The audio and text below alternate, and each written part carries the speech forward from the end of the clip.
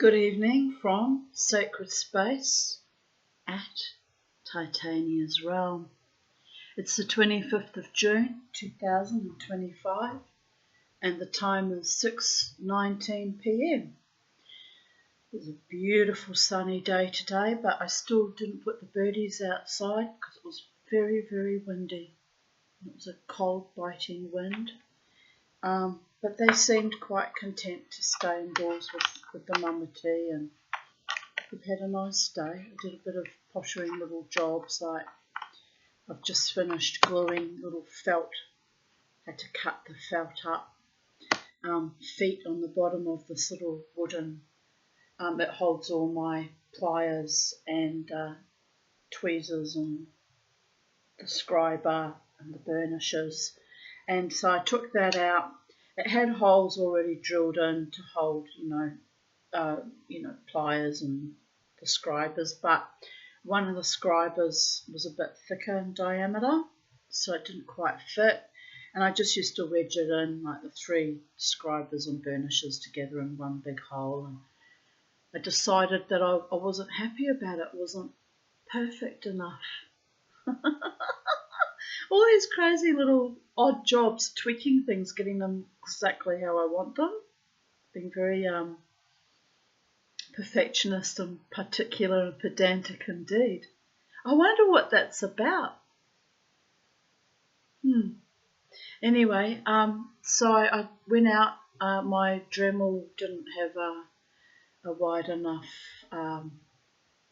didn't open up wide enough to accept a thicker drill bit, so I went out in my laundry and I got out my trusty old drill and a thicker bit and drilled a bigger hole in each side of it, one on each side, just so that it was even and there was a spare. Like I future thought, I might need a bigger hole for something else one day. And also, symmetry. I was actually chuckling to myself when I drilled the second larger hole on the other side to even it up. I was like, oh really, Tanya? Like, really? Is this really necessary? But, my inner child just went, whee!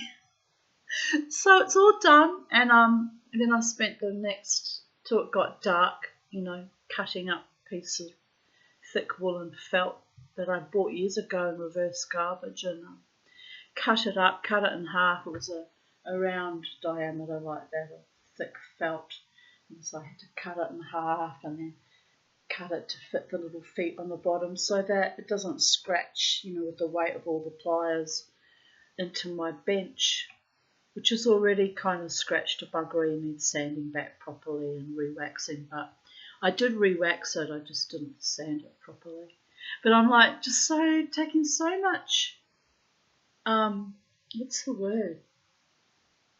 Kind of pride in everything, like really looking after every little minute detail, and it's a bit odd. It's a bit odd. Old me wouldn't have given a fuck, trust me on that. I didn't live like that for a few years. I bought that thing about 3-4 years ago. Didn't care. Suddenly I care about every little minutiae of every little thing. Is it good or is it bad? Does it mean that my brain's fully functioning or that I'm having a hiatus before I pop my clogs off this planet? Like terminal lucidity, like my mother who had advanced Alzheimer's who 3 weeks before her death sat up and appropriately answered questions to the gerontologist who came to check on her and frightened him so much that she answered in perfect sentences. He literally jumped back 3 feet and started shaking, and then I was there at the time visiting and he turned to me and he said, go and get your children. Have you got children? I said, yes, they're adults. He said, this is an opportunity for them to say goodbye to her while she's actually lucid. He said it's a rare thing. I see it sometimes, but it's quite rare and unusual. She's given me a hell of a fright responding to me in full sentences. And I said, yes, I'm a bit surprised too because she's been non-verbal for months.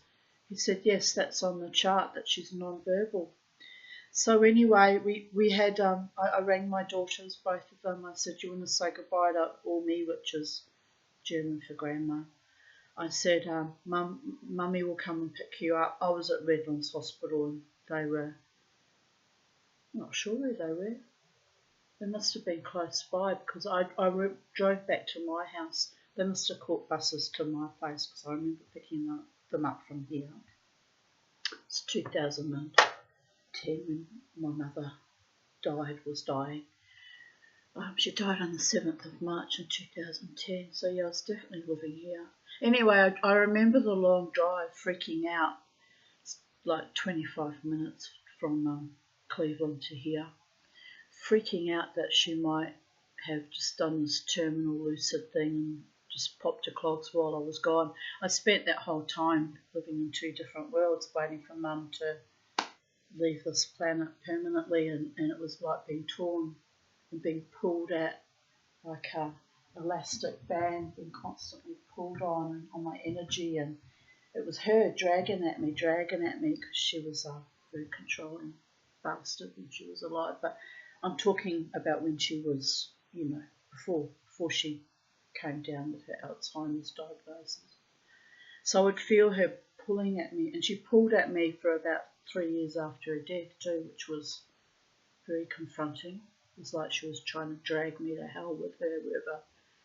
She's probably not in hell, but she was an arsehole to me. But it was like she was trying to drag me to the other world, always dragging on me. And I had that little dispute for 2.5 years, which was a drag and a torment and a torture.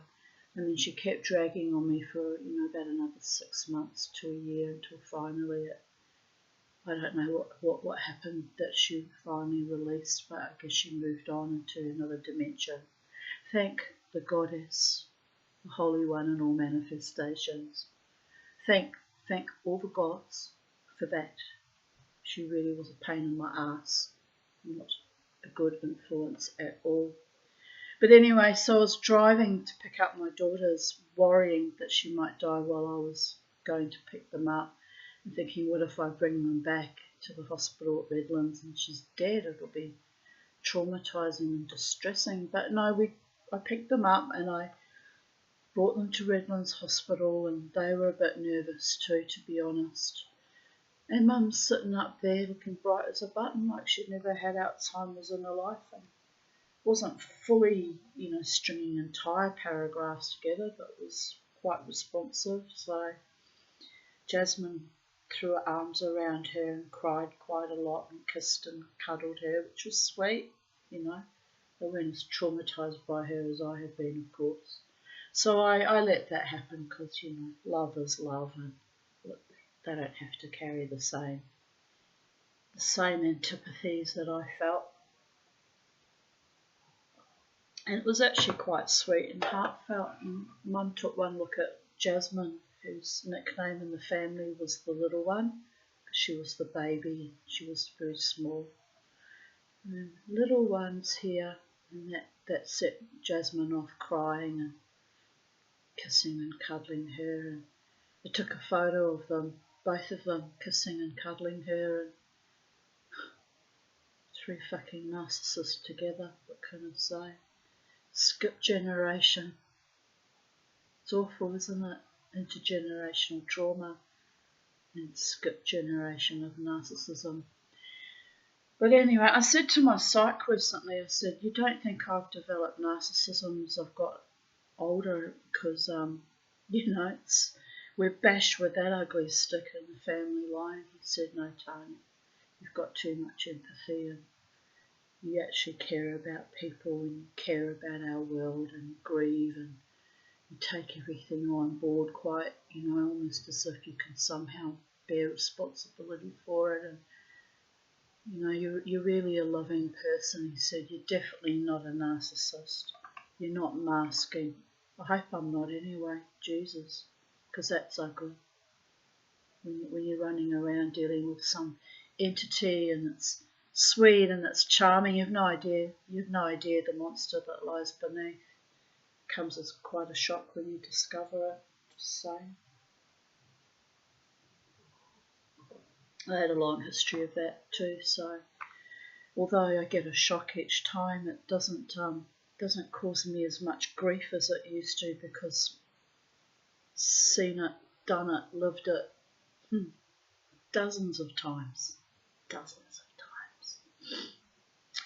So anyway, yes, so there's, how did I get onto that subject, terminal loose? Oh yes, worrying that I might be terminally loose. Well, you just don't know, do you? But I suspect that I'm getting better from the CPAP. It'll be 12 months on the 4th of July, which is, what, 30 days, have September, April, June and November. 9 days from now, it'll be 12 months of CPAP therapy.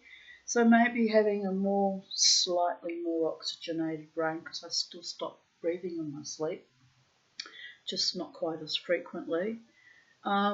Maybe it's reaping results after all. So to my worthy psychiatrist and to my worthy urologist and to the sleep specialist I never met, but said that there's no cure because he doesn't know what causes my sleep apnea, but they all together insisted that CPAP will assist me, and I fought it every inch of the way, to be honest.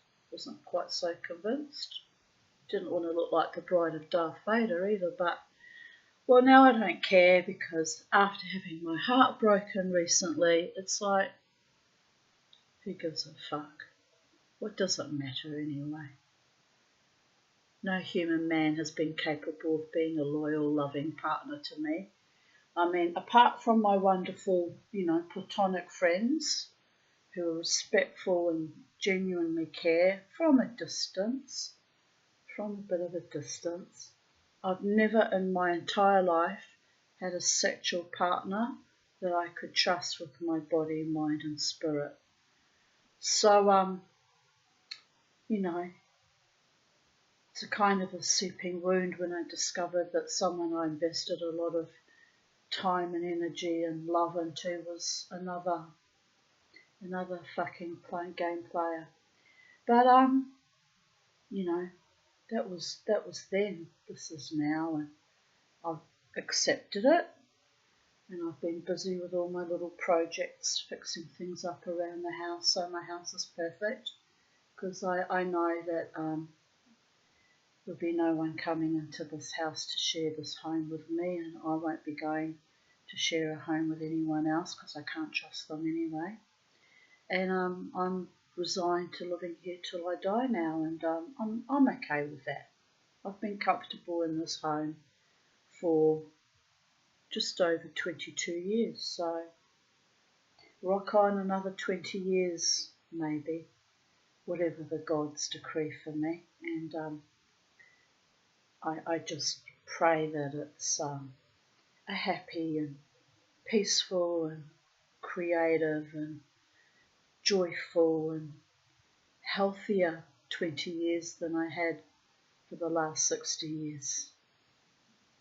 So there is that.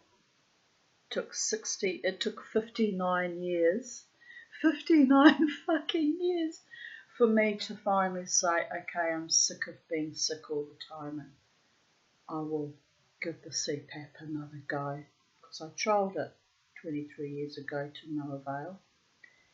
And I just thought, well, I'll just give it another go and see what pans out.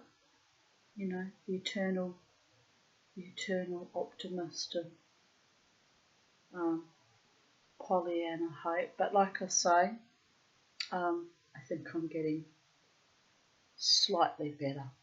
Although I had to go and have a little lie down today, I actually felt exhausted. But in the last week I pushed a very heavy long box with Kearney's cage up the hill and unpacked it and installed it, and then had to deconstruct it and reinstall it in the last few days. And I've done all sorts of strange little odd jobs, like screwing wheels on boxes again, and it's been intense. But my home is as ready as it's ever going to be for whatever the next phase is, and who knows what the next phase is. hope it's some more lovely surprises like the little birdies coming into my life. They've brightened my outlook somewhat. Having something that just looks at you and is happy to be in your company, and they're not completely tame like Charlie, but they respond to me and they look at me, they watch me work at my bench with my little odd jobs that I was doing today, and they take great interest. And there's an energy of kind of unconditional love, but not as intense as Charlie, who was really madly in love with me, that bird. Oh, blessed be wherever you are, my Charlie. I miss you and I love you still. And, and you can't replace souls. Every soul is an individual and unique, and has qualities that may or may not be found in another individual across all species.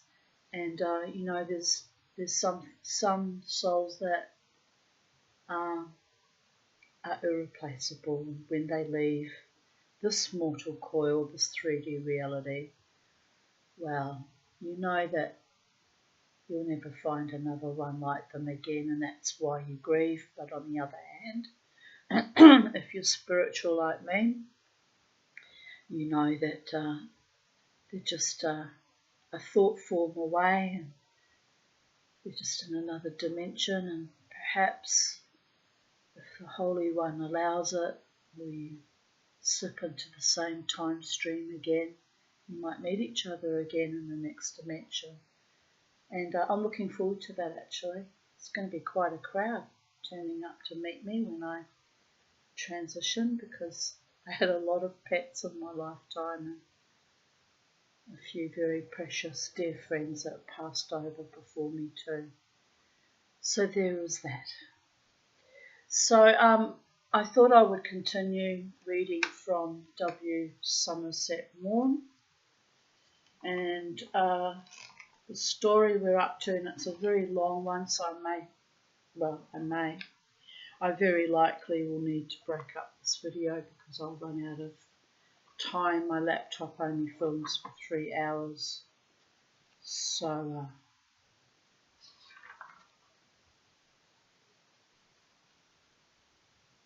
this is 21 pages long, so I don't know.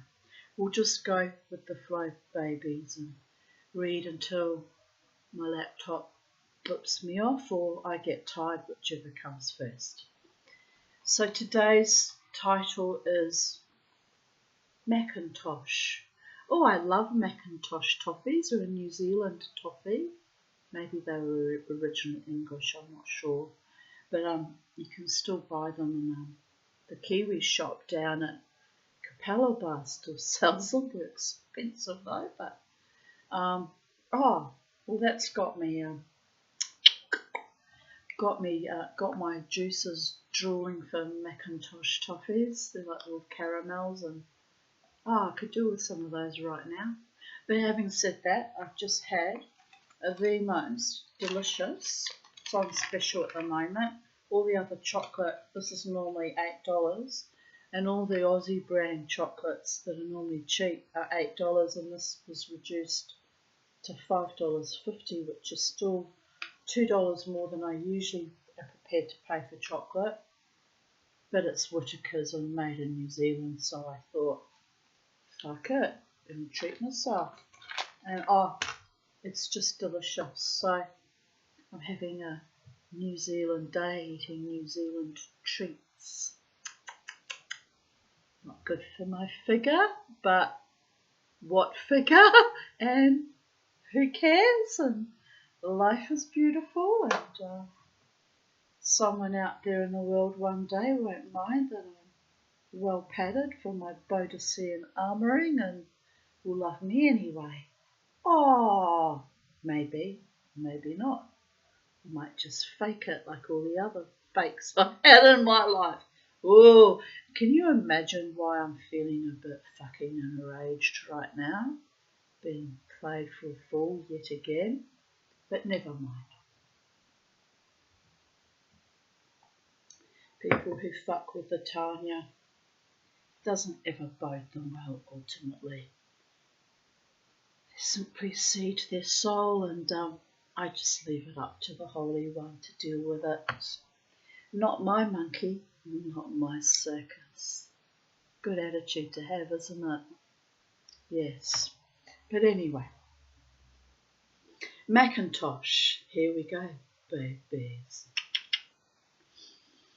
He splashed about for a few minutes in the sea. It was too shallow to swim in, and, for fear of sharks, he could not go out of his depth.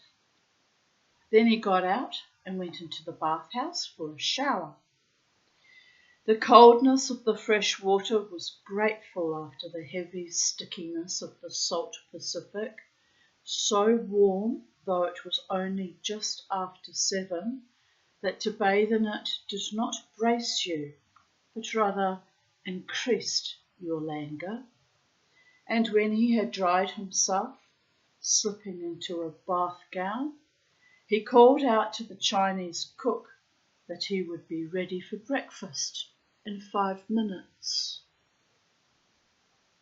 He walked barefoot across the patch of coarse grass which Walker, the administrator, proudly thought was a lawn, to his own quarters and dressed. This did not take long, for he put on nothing but a shirt and a pair of duck trousers, and then went over to his chief's house on the other side of the compound. The 2 men had their meals together, but the Chinese cook told him that Walker had set out on horseback at 5 and would not be back for another hour.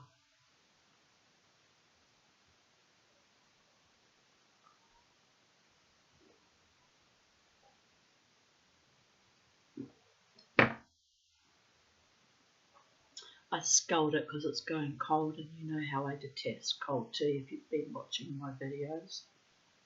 One of the things that irk me almost as badly as fake lovers and fake friends, but not quite as much, you understand.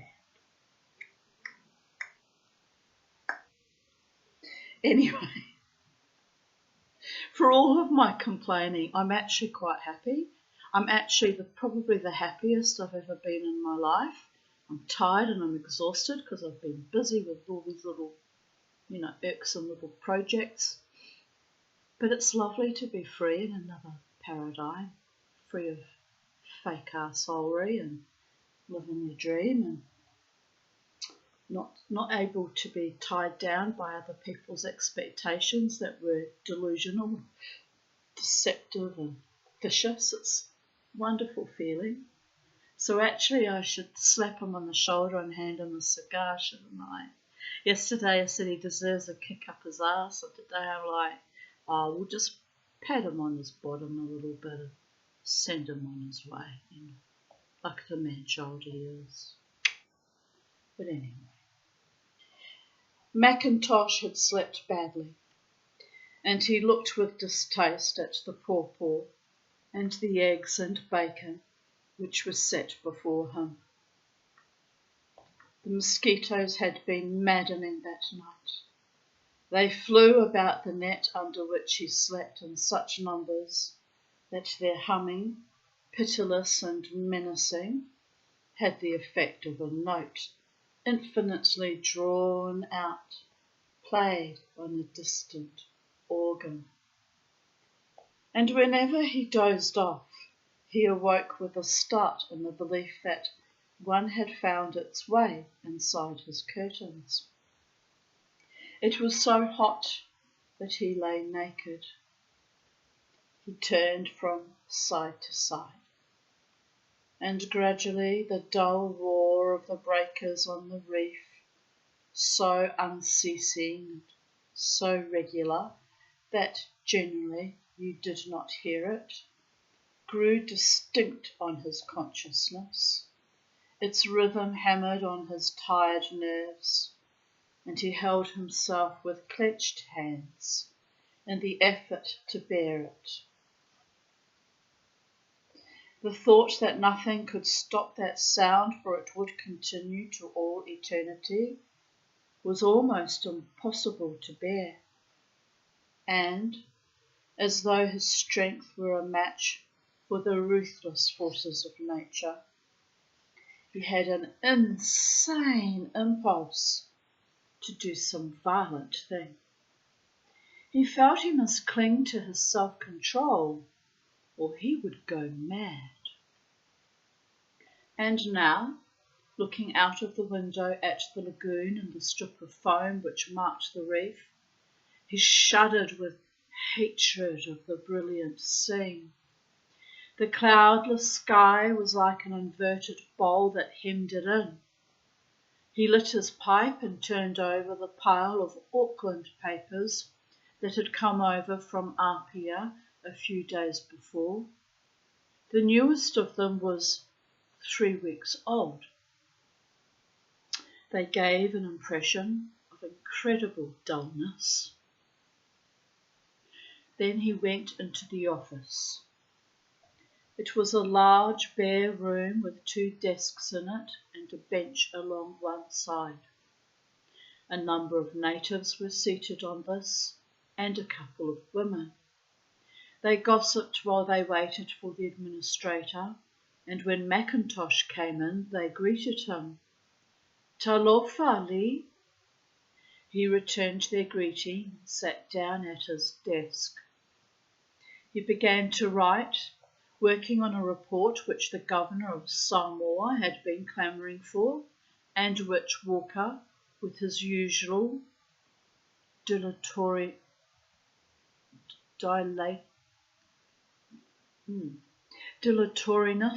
had neglected to prepare.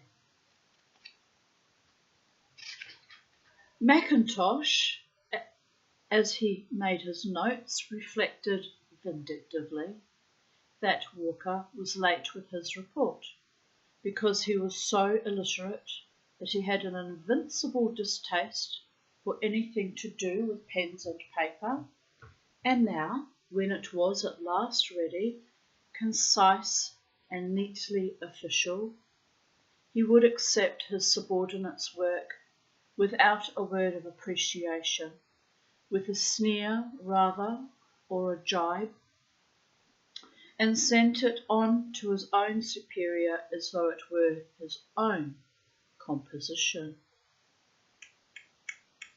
Naughty, naughty. He could not have written a word of it. Mackintosh thought with rage that if his chief pencilled in some insertion, it would be childish in expression and faulty in language. If he remonstrated or sought to put his meaning into an intelligible phrase, Walker would fly into a passion and cry, "What the hell do I care about grammar? That's what I want to say, and that's how I want to say it." And I'm laughing because I worked at the Queensland Police Service Academy for 12 months on a, admin traineeship, the shit kicker of the shit kicker of the shit kicker, the lowest job in the place, the lowest paid and the least respected. But I was one of the most intelligent people working there, unbeknownst to them, because they just thought I was just a nobody because I was a trauma survivor and actually living through ground zero trauma back in the day under threat from the Rosilio babies and their monstrosities. So it was a very, very distressing time and very hard to hold down that job under such extreme stress situations. But anyway, the funny part about it was I had a manager, I won't name him. He's older than me, they might be dead by now, but discretion's a better part of valor, you understand. But the 2 managers shared the same name, and one was very vain and haughty, but couldn't string a sentence together when he wrote. His writing was appalling. It was so bad. And my job was to type out his memorandums for all the ground crew and the cleaners and the groundskeepers and the recruits and police recruits and any other person he needed to communicate with in the running of the daily business of the police academy. So as his typist, I would sit there and correct all his very poorly written grammar and poorly written sentence structures. And I sat there and corrected the whole thing, and then I handed it in to him for perusal before it got sent off, because I had to do that as part of my job anyway, but I wanted him to see that I'd corrected it, and I thought he'd actually be really happy that I helped a brother out. No, I got the same response. How dare you change all my words, and how dare you fix all the grammar, and if I send that out to all the recruits and all the staff here, nobody will know it was mine. But it's got your name on it. And it's your words. I've just corrected the spelling and corrected, certain phrases a bit. No, go back and write it exactly how I wrote it. I said, you mean you want to look stupid in front of the whole academy? He just looked at me. The other guy just went, and he says, well, I've been writing like this. I've been in this job for 30 years. I think they're used to it by now. So you're not willing to have me fix it up, everything, which is actually acting almost like your personal assistant and make you look good. No, he said, no. Okay, I said, I'll go back and I'll rewrite it how you wrote it. And I'll never correct a thing you send to me again, even if you beg me to. Okay, he said, I'm happy with that arrangement. So we eyeballed each other for a moment. I walked out, head down, feeling a bit embarrassed actually. Didn't expect that response. Thought he'd be oh so appreciative, and thank you, Tanya, for making me look good. Honestly. And then I realised in that moment I'm in the wrong job. I'm dealing with fucking idiots. I'm working in Police Academy number 8, and it just became, from that point on, it just spiralled into more and more stupidity and declension and ugliness, because they had it in for me then, because I realised I was smart. Oops. But although I was smart, I was also deeply traumatised, so it got to the stage, the second 6 months of that traineeship, where I barely dragged my ass into work because I was just too traumatised and too ill, quite frankly. But anyway, I'm laughing because the exact same thing happened, and it's a memory. Oh, the other thing was when I fell out of the academy bus, on the way to pick up my car from the mechanic, coming back from a course at headquarters, and I fell, but in the process of falling out of the bus, I realised I was falling forwards and was going to split my skull open on the curb, and I, in a split second, thought, what's going to happen to my daughters, because we were living under constant threat, and there was no way, I could not afford to die in that moment. It wasn't dying for the first time in my natural life was actually in that moment not desirable, which coming from me is unusual, because I've been wanting to die since fucking childhood, since I was 6 years old, am I right? All the child sexual abuse and all the other ugliness.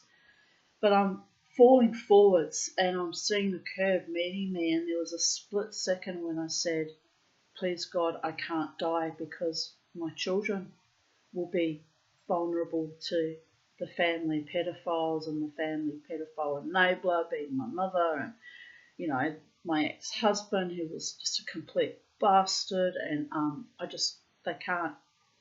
they need to live with me until they reach adulthood, which they actually only barely lived with me after the age of 19 and 20. I kicked them out because they were being vicious too. But anyway, I did raise them to adulthood. They did live with me, and I kept my word to the gods, to the Holy One. But anyway, as I was falling, thinking I'm going to be either very badly injured or die, and this cannot happen, something, whether it was my own higher mind, I don't know how I did it. I didn't do it, obviously.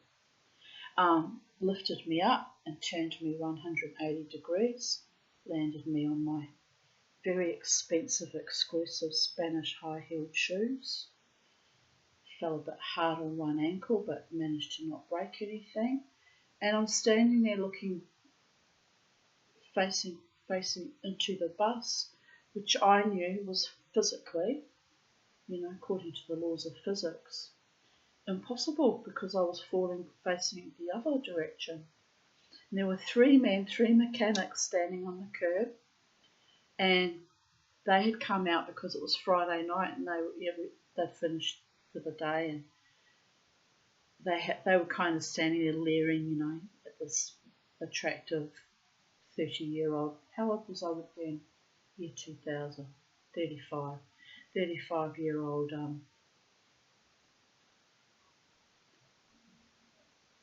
yes, that's correct. Falling out of no, that can't be right. Yes, it was correct. Anyway, falling out of the fucking academy bus, am I right? And they all gasped because they saw me just lift myself up and turn around mid-air and land on my feet. And the bus driver it was a minibus from the academy because it took me and all these other trainees into the headquarters, and they being younger had all skived off for the day, being Friday. They didn't hang around for a stupid Excel course. They all fucked off at lunchtime. I was the only responsible one that stayed the whole day and came home. Came back to the academy. So anyway, the driver looks at me and he says, "How did you do that?" I said, "How did I do what?" I said, I saw it. Saw what? He said, "You fell, you were falling. How did you do this?" I said, "I don't know, mate, but I've got 2 teenage daughters at home and I was not going to die today. That's all I have to say about that. Today was not going to be the day." I said, "I could not risk not going home to my children today under any circumstances." And he just looked at me and went utterly pale, The mechanics on the curb all burst out laughing, but then went pale and they all sauntered off. And when I turned back round to them, I said, "What are you looking at?" Hoping that they would think they imagined the whole fucking thing, because I don't know how it happened. It was miraculous. But I was embarrassed, it's all these witnesses that happened in front of all these witnesses, and I still don't know how that happened. It's like, I'm not, even back in those days, I wasn't all that physically fit, didn't go dancing like I've been doing for the last 14 years, and didn't jog, and I didn't do gymnastics, and I didn't do acrobatics, and I've never done martial arts. So how did I jump up mid-air and turn my whole body around 180 degrees? Don't know. But that's when I realised that I had some guardian angel protecting me, because technically I should have fallen forwards as I was already falling. The trajectory was, as I fell, I would have fallen onto my knees and then onto my head and smashed my head. That couldn't happen. So anyway, Bugger Lugs, the driver, I said to him, "Please don't tell anyone. Swear to me you won't tell anyone." I said, "Number 1, I can't explain what happened, and number 2, I'm embarrassed." "Oh yeah, I promise, love, I promise I won't tell anyone." I said, "Right, well, I'm going to pay the mechanic now," because he was servicing my car that day. And I said, "I'll be driving back to the academy because I've got a big box of veggies waiting for me that I ordered, and I've got to tie up loose ends and shut down my computer and whatever." Someone had been on my computer when I got back. It was on, actually. It was weird. Anyway, don't know what they were looking for, motherfuckers. But anyway. And so police are so paranoid that they don't trust each other. It's a horrible environment to work in. No one trusts anyone, and they're all out to stab each other in the back constantly. 12 months of that, living under that kind of duress at work, and then being in actual danger in my home environment, it was a lot. It was a lot to contend with. So anyway, so I go back to the academy and pick up my box of veggies and shut down my computer and put things away, and I get a call, you need to come immediately to see the rehab, not the rehab officer, she was my friend, some sergeant, and he was so nasty to me. It was to do with, if you had put in a claim for work, workplace injuries. I said, but I'm not injured. I've just slightly twisted my ankle, but I can walk on it. I'm not injured. I'm not bothered. It's Friday when I go home. How did you fall out of the bus? I said, well, my beautiful Spanish shoes caught the very lip of the steps, and it was just like going down a skateboard, just sliding down. And then, of course, I started to fall. The driver told me what he saw. How did you do that? I said, the driver was sworn to secrecy. He said, well, in his professional capacity, he had to tell me what happened because I had to know. I have to fill out the form for workplace health and safety. And are you injured? Are you going to sue? Kept screaming at me. That's all they cared about was money, motherfuckers. I should have sued them, actually. Probably would have got a nice little payout. For what? A slightly twisted ankle and $1,000 shoes that I paid $50 for. And Marion's on sale. But anyway, never mind. And I'm not the compo queen like my father. He was constantly, injuring everything, and he would constantly demand compensation because it was a nice little bit of a lurk he had going, I know, and that's not fair. He did genuinely have genuine injuries, but he got a bit addicted to it after that. Let's just put it delicately. So I said, I'm not going to sue you. I don't believe in suing for falling out of something. I said, that's just fucking ridiculous. I said, especially when I'm not actually hurt. I said, my ankle hurts, but I don't have any major injuries as far as I can tell. Oh, well, we have to put in a report, and it's Friday, and blah, blah, blah. I went, mate, Sergeant, I just want to go home. I don't care. He's looking at me because he outranked me because I'm civilian personnel, and he's a sergeant. I outrank you, blah, blah. I said, look, I really don't care. I said, it's Friday, I've got teenage girls to get home to. It's bad enough that I have to leave them because I'm trying to hold down a job to have some kind of future career, which was the plan at the time. And I said, and it's not working out for me, and now I don't care. Do you understand? I said, I could have died today. He just looked at me. That's what the driver said too. So, well, the driver should learn to keep his bloody mouth shut when he's asked to. Oh, well, it's blah, blah, blah, blah, blah. Anyway, they were right bastards after that. Then I fell over again, funnily enough, and at the academy not long after that, in the rain, and outside this office called the Fishbowl. It looks like a fishbowl with windows. Don't know if it's still there. We're talking back in the year 2000. And I slipped over and fell. And, they all saw me slip over and fall. And it was, not a life-threatening fall, but I grazed my whole entire leg from the ankle up to my knee. A massive big graze. I fell that hard in the wet concrete. And they just basically sat there. I could see them. These men, these fucking pigs, literally, with their arms folded, just kind of laughing at me. I just thought, you fucking pigs. So anyway, got up, dusted myself off, went back to my desk at admin, and my rehab officer, who was a friend to me, a wonderful woman actually, very kind, very nurturing, very kind to me. She'd been a registered nurse, so she kind of got it. She said, you're badly hurt, Tanya. I said, it's just a graze. I was picking out little bits of gravel out of it. She says, you can't pick gravel out of it. It needs medical treatment. I said, Rosie, it does not. It's just a fucking graze. I'll just go to the bathroom and I'll give it a bit of a wash and she'll be right, mate.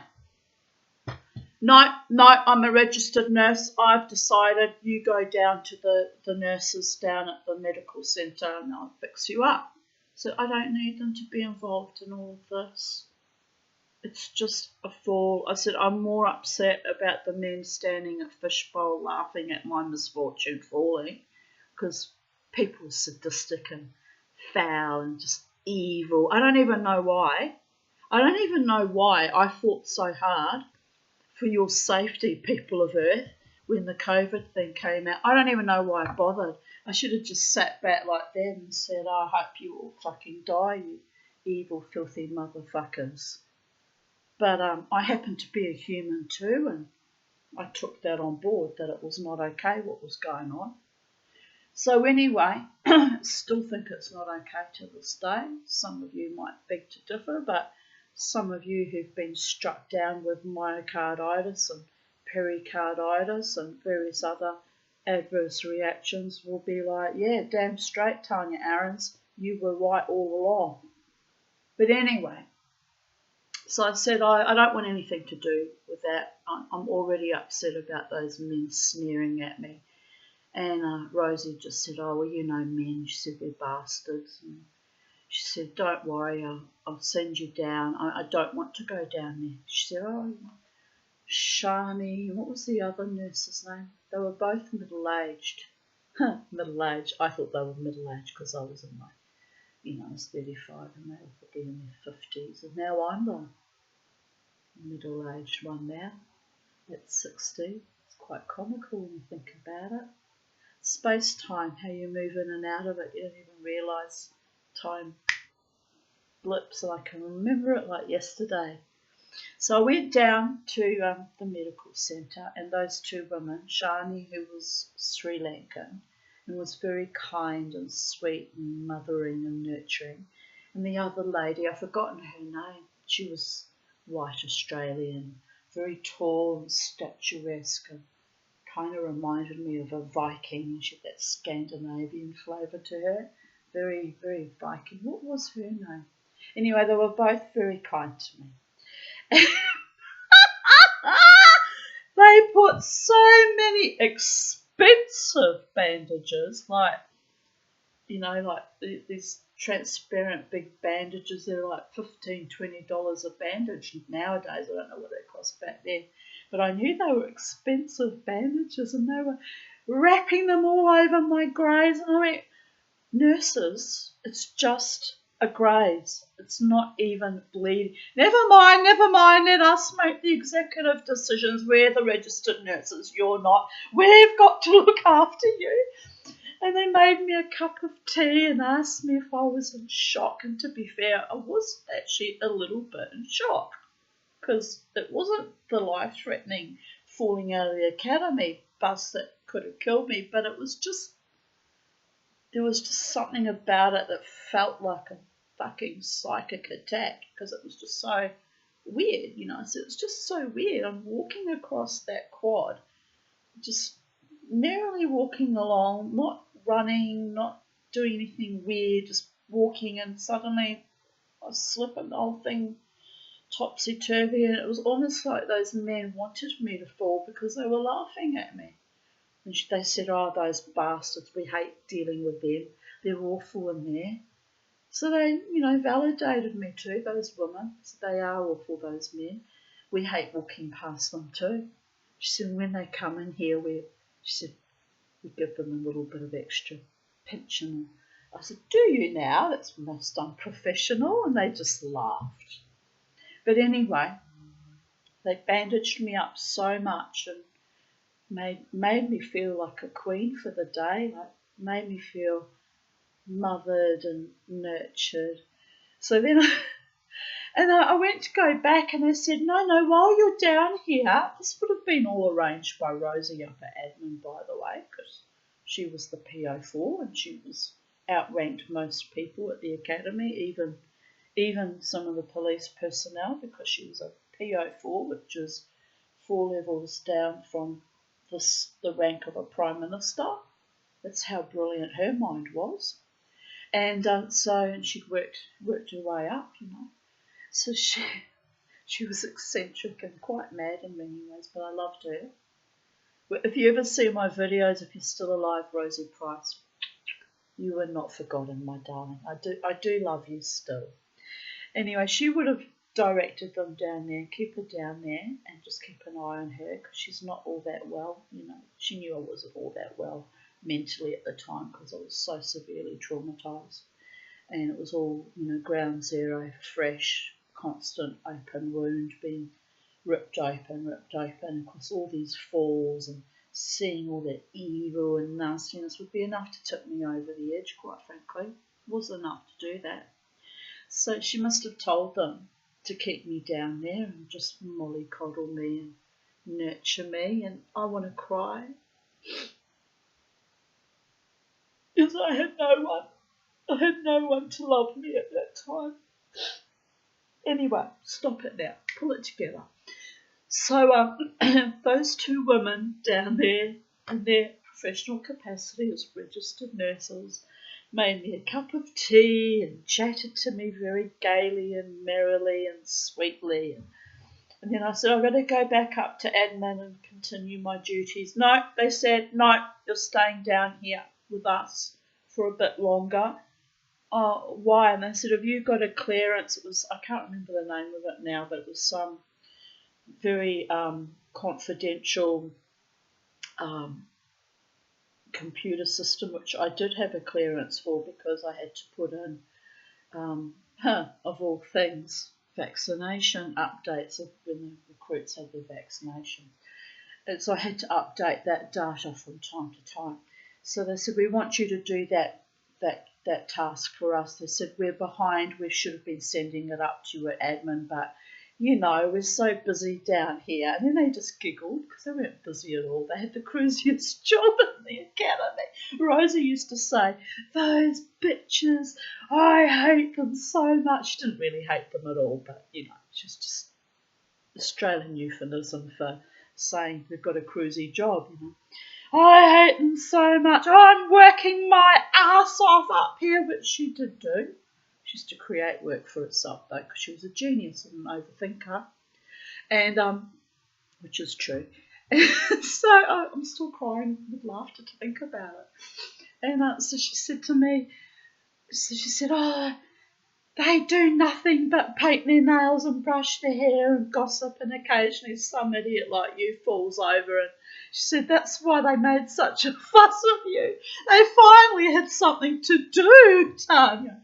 And I was like, come on, Rosie, it's not really that simplistic, is it? She said, no, really, they were behind on their data entry and they did need you. And they're actually so grateful that you fell over and they had you in their clinic there alone with you so that they could actually chat to you and get to know you a bit better. And we all think you're wonderful, Tanya, us, you know, female staff members at the very least. And I said, oh, thank you so much, Rosie.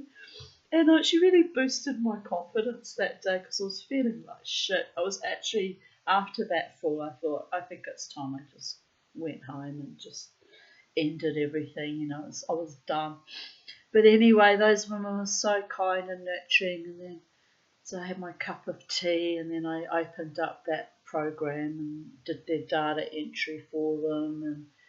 And they were so grateful for that. They kept over and over praising me, and I thank you so much. I haven't done anything special, nurses. I said all I've done is type in, you know, the information you've given me off the list and put it into the system. It's actually not difficult. Oh, you don't understand. Neither of us can even type, and we can't stand. Anytime we're asked to use the computer, we freak the fuck out. They said, because we can barely manage it. She said, you know, we can. I said, well, what do you actually do down here? They said, oh, you know, we work quite hard. Giggling themselves, you know. I said, oh, do you, darlings? Oh, that's good. You know, I said, you earn good money and you're successful and you're thriving, and that does my heart good to see that, you know. And then, oh, you're so sweet, Tanya.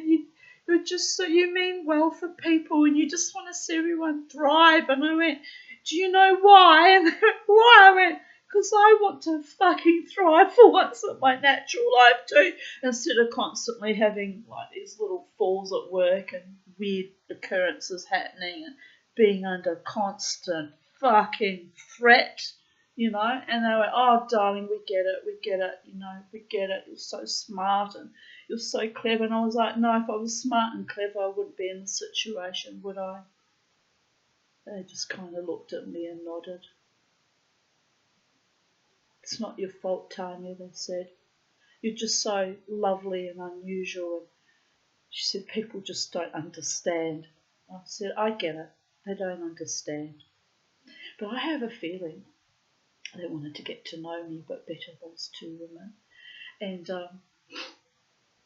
And they wanted to make sure I was okay, you know, that I wasn't going to go home and go, you know, with my two children, which I wouldn't have done.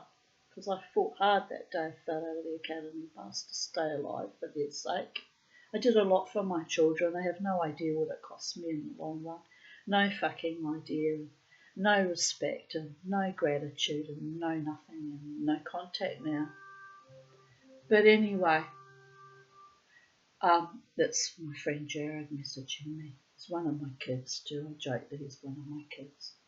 People used to think I was his mother back in the day when we were first friends, because I was so beaten down from that awful marriage that I looked 20 years older than I actually was. It's beyond awful. Beyond awful. So he went to a gym one time, had a gym membership, one of those trials that you start up.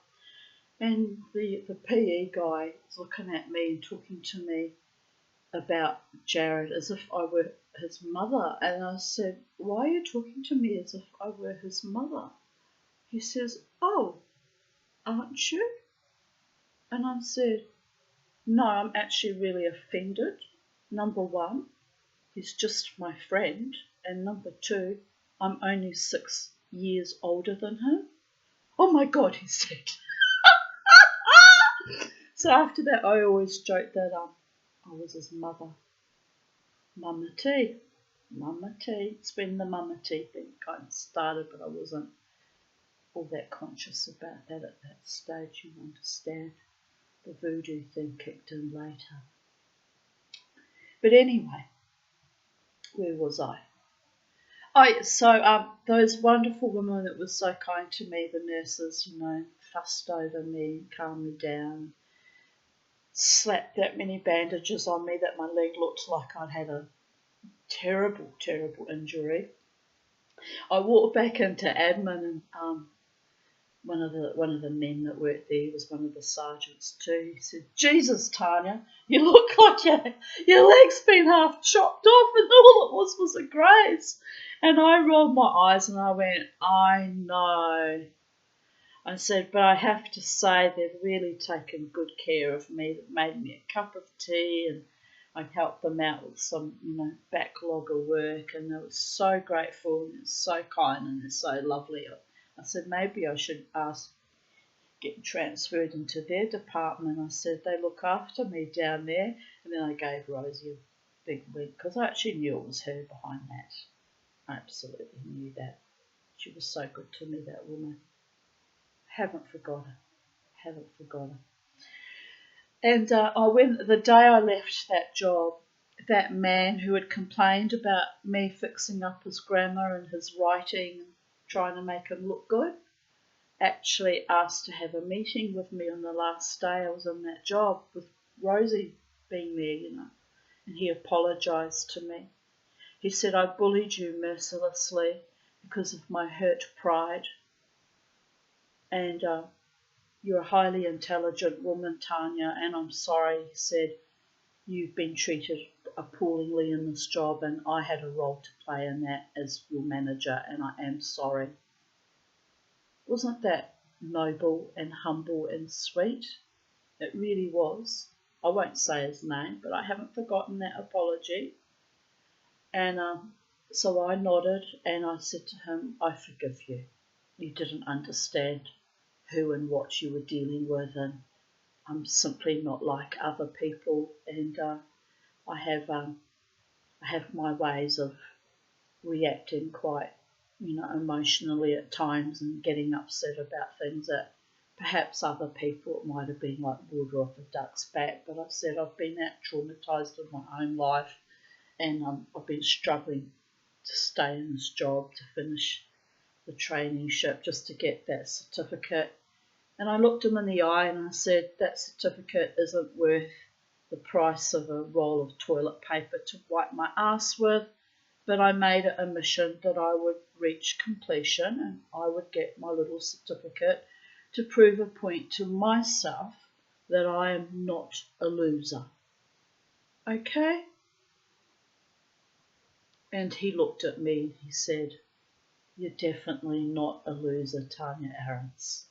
We all think the world of you and wish you only more and more success. Wasn't that kind? Well, unbeknownst to them, the next job was abusive and the job after that was abusive. And I just simply, my nerves couldn't take it anymore. I cracked under the strain and that was the last of my brilliant career. So let us continue reading the story that became rather a long segue, and but it's kind of comical in a way. And, I can laugh about it now, but it wasn't all that funny at the time. But here we are, not falling out of buses anymore, and flying straight and direct towards my next mission in life, whatever that might be. Hopefully with a beautiful tribe around me who support me and nurture and care for me and respect me and honour me and treat me with kindness. And who knows, one day I might even find a love partner who thinks the world of me and also treats me the same way, and we have a wonderful life together. And if the gods allowed it, that I had enough money, we could even maybe travel the world together, but that's a fantasy, more of a fantasy than finding a love partner, because no money. But you never know. Life is long and life is strange and life is indeed miraculous. So, you never know what's around the corner. Just saying. Right, let's continue from where we were up to when I got very amused by that memory that popped up from that. What the hell do I care about grammar? That's what I want to say, and that's how I want to say it.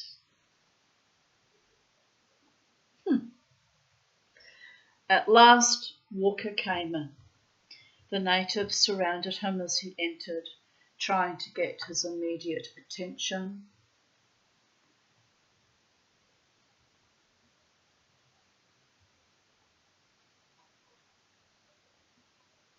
Just replying to Jared, I realised I didn't reply. Trying to get his immediate attention, but he turned on them roughly and told them to sit down and hold their tongues.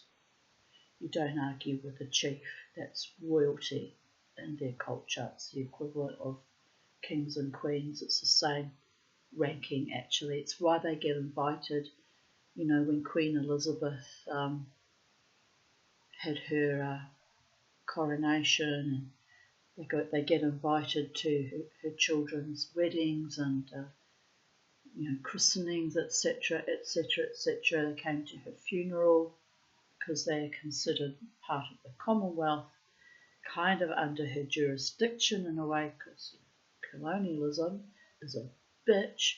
But however, in their culture and on those islands, they are equal rank to her. So they are invited actually as equals, believe it or not. It's odd, isn't it? It's odd. It's an odd system. But anyway, I hope to find a king to my queen, not that I'm royalty, but, the expression, a man who is an equal to me, who can treat me with absolute devotion and respect and not try and put me down and humiliate me in public at gigs or in private or behind my back. So I had that with my ex-husband. Why the fuck would I repeat that pattern with anyone else? Man, woman, child, or God. Even the gods know not to humiliate and degrade me, because there was quite enough in my early childhood and 20s and 30s and 40s, right up to the age 50 when I did attempt suicide after years of humiliation from a former lover and his cohorts, and I just threw it in the fuck it bucket and won it out, but the gods wouldn't allow it, and here I am. So no one fucks with the Tanya now. Doesn't mean I don't get upset about things and angry about things and furious about things, sometimes even sweetly forgiving about things. I'm only human after all, believe it or not. Some people don't think I'm human. I don't know what they think I am, but frankly I don't give a damn. You don't fuck with me and you're not vicious. You don't try and intimidate me, bully me and mock and deride me. We get along like peas and potatoes. You know. I'm a very reasonable woman, usually, unless you perniciously chip away at me. Usually I have a 3-strike rule. Cross the line on the 3rd strike, all hell gets unleashed. It's not even me that does it, by the way, most of the time. You'll notice that in my videos, occasionally I move in and out of semi-trance states and you find me unleashing curses at times. Well, you know, if the shoe fits and if it needs to be unleashed on the appropriate person, the appropriate time, and space-time continuum, so be it. I don't have any regrets for that at all, because I didn't do anything, you know. I wasn't vicious, I wasn't nasty, I didn't wish harm to anyone. All I wanted to do and still want to do is to live my life in peace and enjoy my dancing and my soul expression and live my best life. And if someone's jealous of that or envious or threatened by it, not my monkey, not my circus. Seriously, it's been quite enough of that actually. So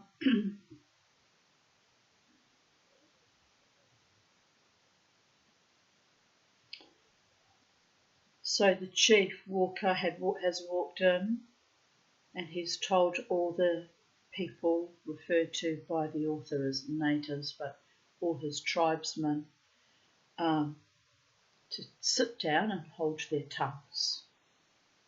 And they would have immediately obeyed because he's the chief, and consequences of disobeying are not just political but spiritual.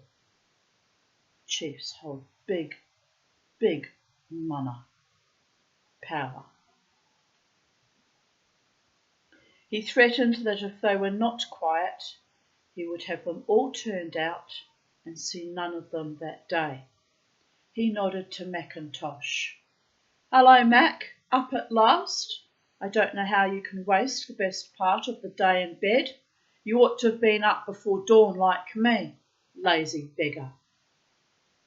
He threw himself heavily into his chair and wiped his face with a large bandana. "By heaven, I've got a thirst." He turned to the policeman who stood at the door, a picturesque figure in his white jacket and lava, the loincloth of the Samoan, and told him to bring kava. The kava bowl stood on the floor in the corner of the room, and the policeman filled a half coconut shell and brought it to Walker. Pardon me. I tried that once. I had neighbours back in Wellington that were Fijian Indian people, very charming and lovely people, and they were sitting around drinking kava, the men were, and I said, what are you drinking? And they said, kava. I said, what's that?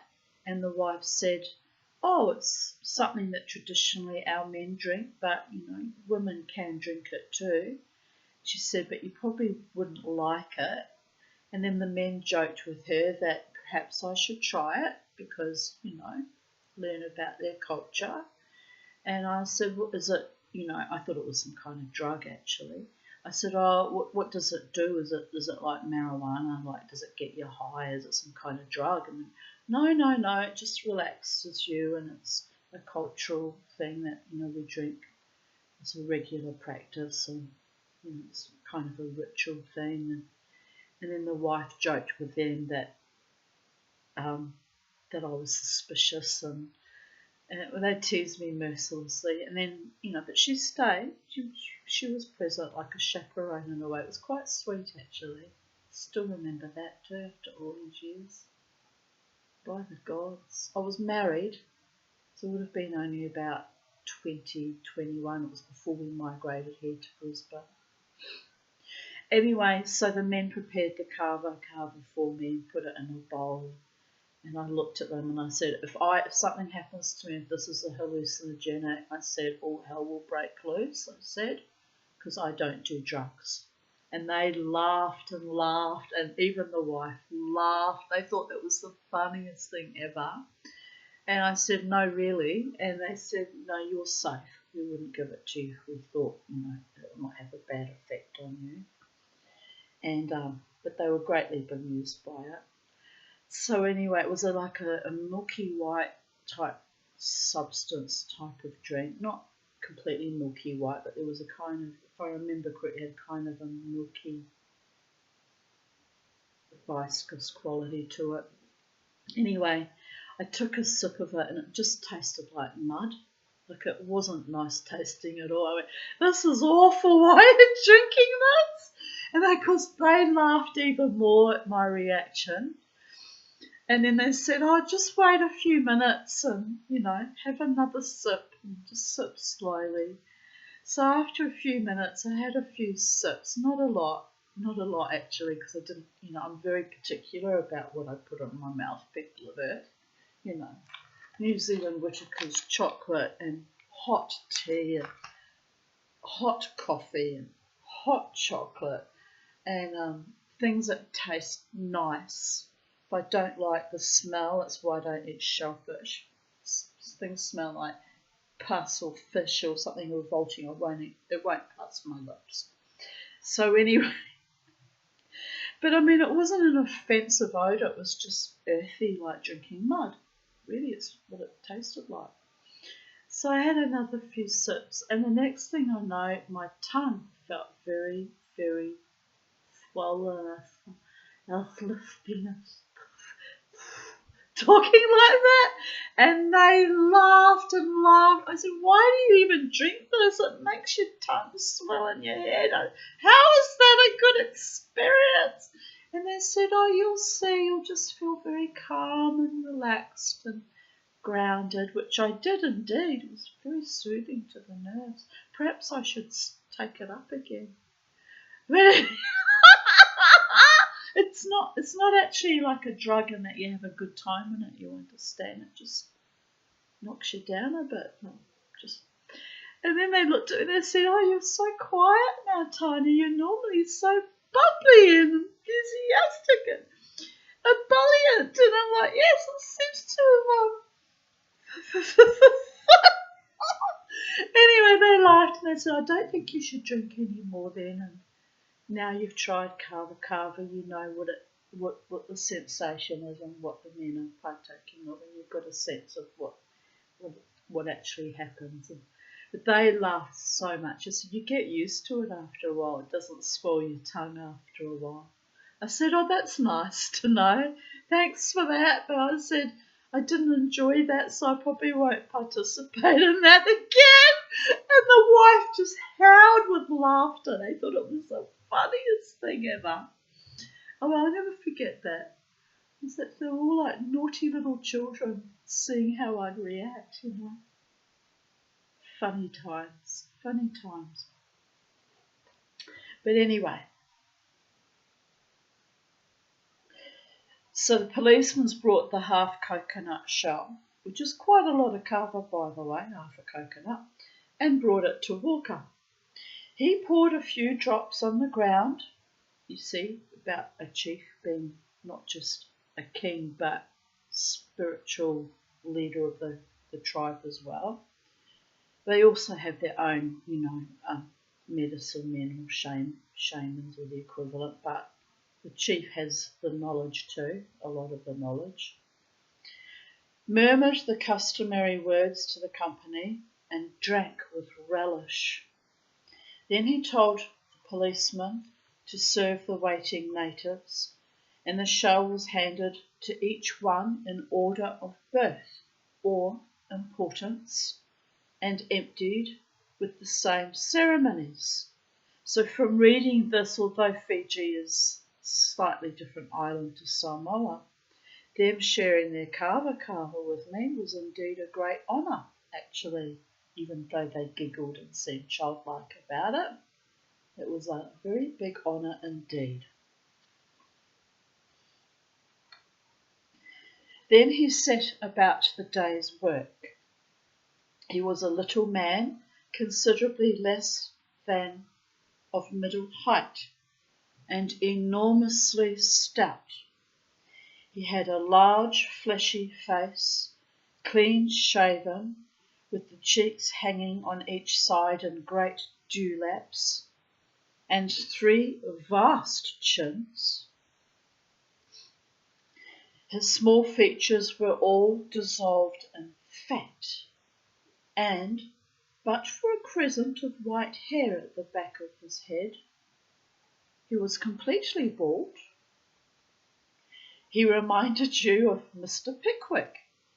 He was grotesque, a figure of fun, and yet, strangely enough, not without dignity. Of course, because he's the chief. How many times do I have to tell you? His blue eyes... Hang on a minute, who are we speaking of here who's got blue eyes? Oh, we're still talking about the chief, who had blue eyes. Oh well. His blue eyes, behind large gold-rimmed spectacles, were shrewd and vivacious, and there was a great deal of determination in his face. He was 60, but his native vitality triumphed over advancing years. Notwithstanding his corpulence, his movements were quick, and he walked with a heavy, resolute tread, as though he sought to impress his weight upon the earth. He spoke in a loud, gruff voice. It was 2 years now since Mackintosh had been appointed Walker's assistant. Walker, who had been for a quarter of a century administrator of Talua, one of the larger islands in the Samoan group, was a man known in person or by report through the length and breadth of the South Seas, and it was with lively curiosity that Mackintosh looked forward to his first meeting with him. For one reason or another, he stayed a couple of weeks at Apia before he took up his post, and both at Chaplin's Hotel and at the English Club he heard innumerable stories about the administrator. He thought now with irony of his interest in them. Since then he had heard them 100 times from Walker himself. I've got spirits behind me and they're all jumping up and down, terribly excited. Wonder who they are. They feel like human spirits, they're not fae, I don't think. It's all of a sudden.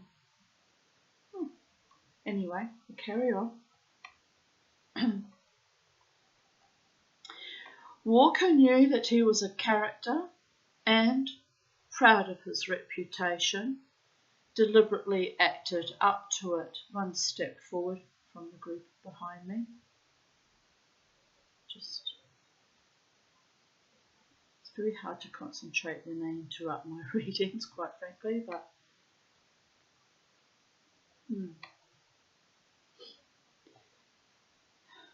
we'll carry on. They're not allowed to interrupt me when I'm reading stories on YouTube, but invariably they do, and sometimes I communicate with them, which makes me look crazy on my own YouTube channel. Sometimes I don't. So we'll just see. If they have anything to say, they'll let me know. But I ask you to not interrupt my readings, please. It's awkward and embarrassing at times. Unless it's of extreme importance, I would humbly ask that you step back. Thank you. He was jealous of his legend and anxious that you should know the exact details of any of the... It's getting very cold in here.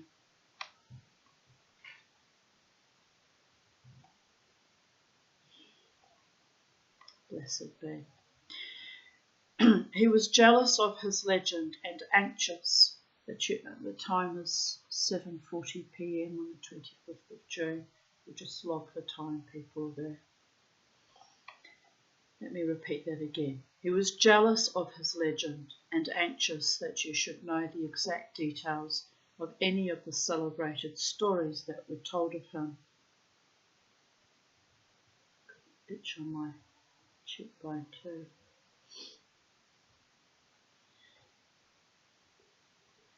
He was ludicrously angry with anyone who had told them to the stranger incorrectly. Indeed, there's nothing worse than gossip and Chinese whispers, to coin a phrase, words being twisted and facts being taken out of context and people being vicious. I abhor that. There was a rough cordiality about Walker which Mackintosh at first found not unattractive, and Walker, glad to have a listener to whom all he said was fresh, gave of his best. He was good-humoured, hearty and considerate.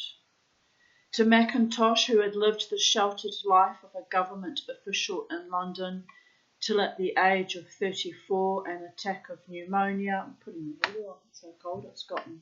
Oh the gods, just one minute.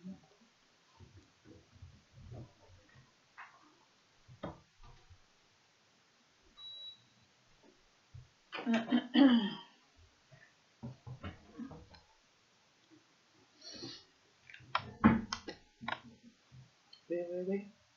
Freaking out about getting cold here all of a sudden. Temperature's probably just dropped. It's not necessarily spiritual, though happening so soon after me sensing presences is indicative that it is spirits indeed, but we won't buy into it, people of earth.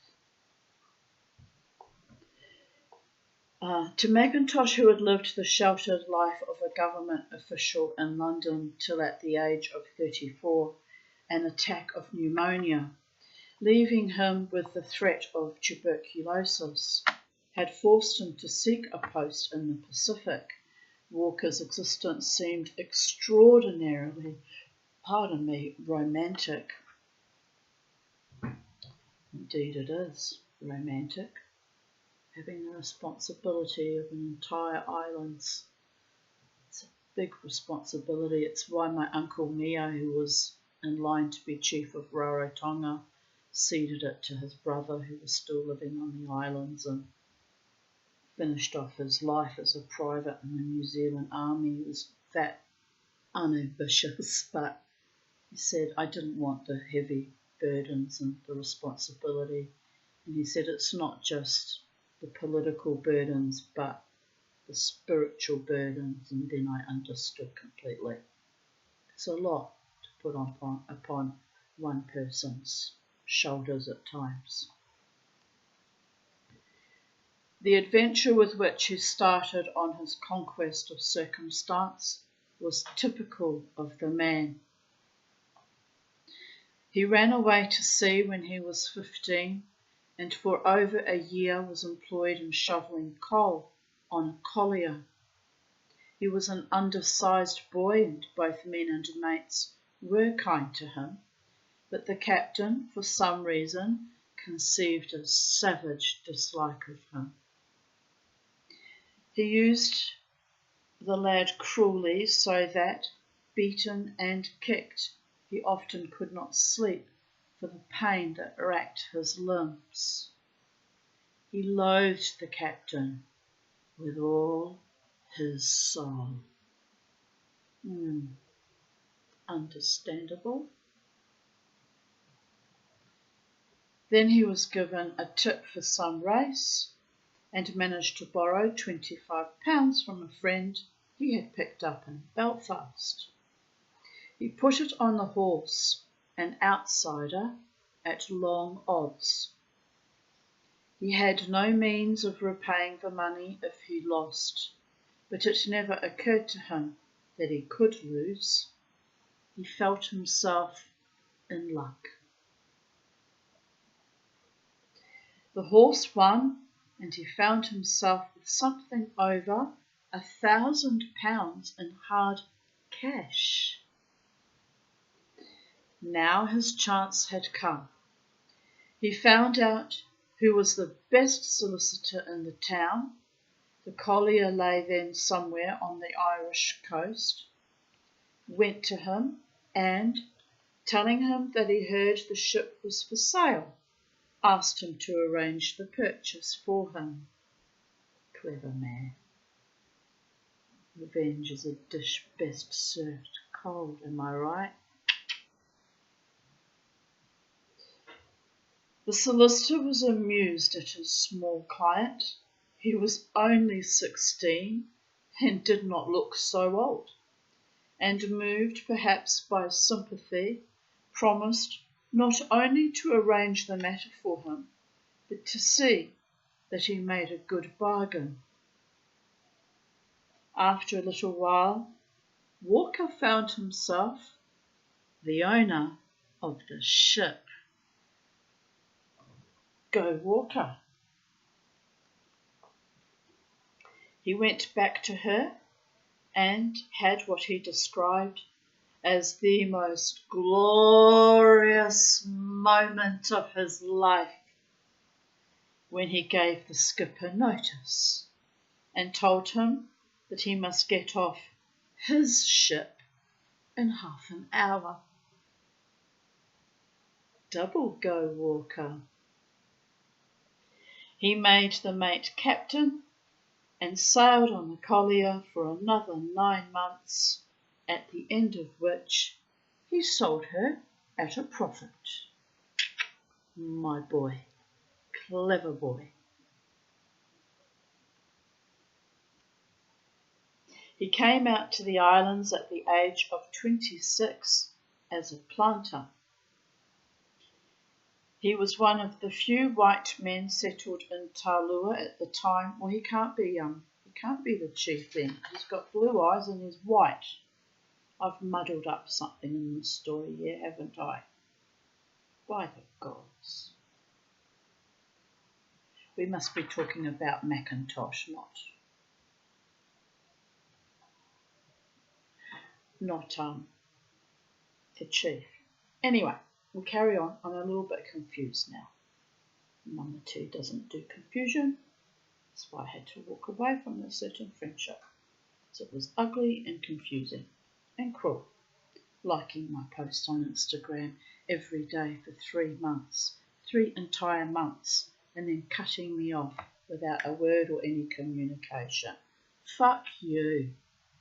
And then humiliating me at the Koala Tavern. Double fuck you. And then nothing. Nothing. So I'm going to let it go. I'm going to let it go.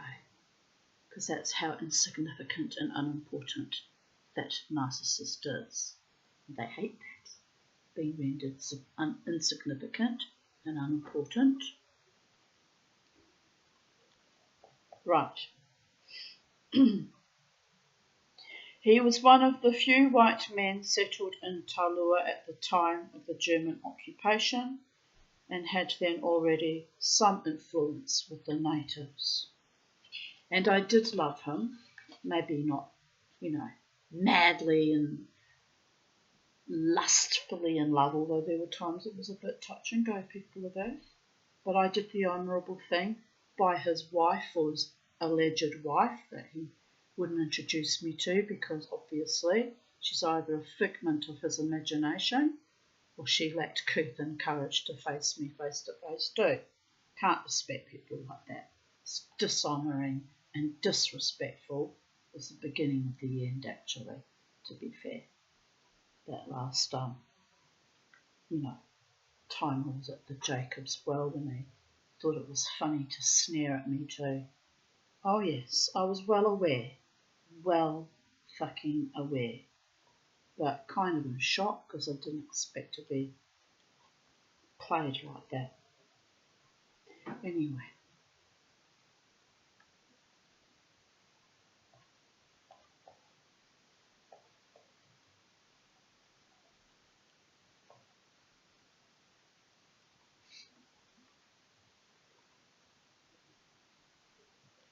He was one of the few white men settled in Taulua at the time of the German occupation and had then already some influence with the natives.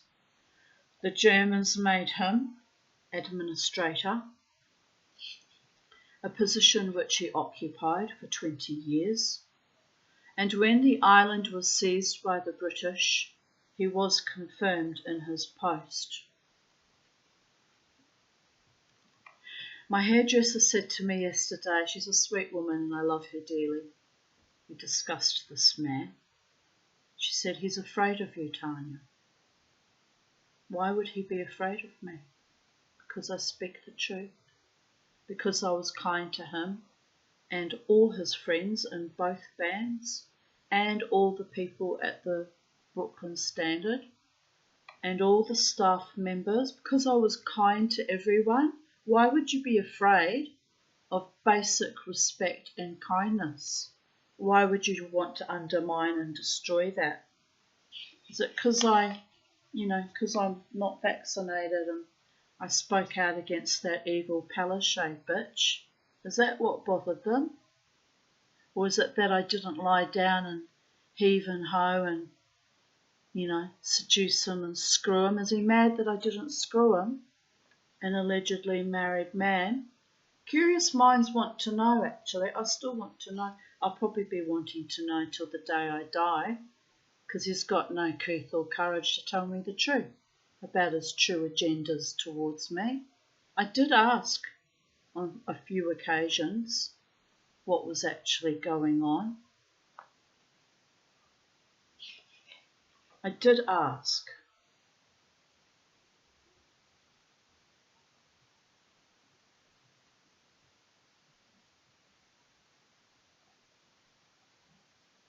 So now, that's two people who've told me that they think he's afraid of me. Should be afraid too. You fucked with Tanya. Tanya, who only loved you and held deep respect and honour towards you and your alleged wife. I don't think the new one will be holding the same level of respect, by the way. I've seen how she treated me, shoving her bags on top of mine and giving me filthy looks and getting petty and jealous because, a father from the other band member in the other band happens to like me and sat beside me quite comfortably. Oh, did that grind her gears? Well, it's not my fault that some people like me and respect me. And the reason they like and respect me is that with me you will always get the truth. If you dare to bother to interface with me, mano a mano, like a real man or a real woman, you will get honesty and authenticity and integrity. And if you can't handle those things, then you should be afraid, because you lack the building blocks of what makes a man, or a woman, in my worldview. And I can't respect that. People who try to destroy me for some churlish fucking thing like, I think one time when I was doing my mosh to Zombie, which he tried to sabotage, by the way, some people in the crowd were like fist pumping me and clapping, and I turned the applause back to him because, he's the performer, not I. I'm just dancing, not the paid performer. I'm just one of the dancers. But all the evil fucking look I got that night, as if I was trying to steal his accolades. It was not my intention. I'm merely living my best life, dancing my dance, channeling my spiritual energy the way I do through my soul expression, through my dance. And it was nothing to do with taking away from his fame or kudos or, his mastery. It was never my intention. So that's what that was behind that. Wow, that was also, again, a misalignment and a misunderstanding on his part. Wasn't trying to take anything away from him in any way, form or manner. Don't want anything from him. All I wanted from him was to love me and be a good friend to me. And, if his marriage truly was on the rocks, which I doubt it was, I don't know if he was even married. I doubt many things now. I don't know what's real anymore. That's what he's done to me. Made me doubt my own mind and gaslight me. But, that things would be handled respectfully and honouringly and decently as much as possible. And anyway, what does it matter? Nothing really matters ultimately, because I'm okay on my own. I'm the woman who's fallen out of a bus and survived, turned herself around mid-flight. I'm a woman who survived up to 16 near deaths. Some of them weren't quite, I wasn't quite in the waiting room of death, but they were potentially life-threatening. I've survived 3 Israeli Jewish strangulations. Well, one of them was set up by my Polish Jewish husband, so the other 2 were Israelis.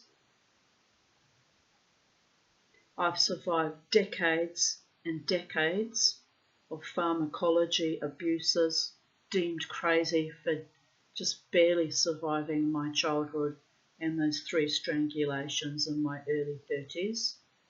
Punished again with psych meds, deemed mad.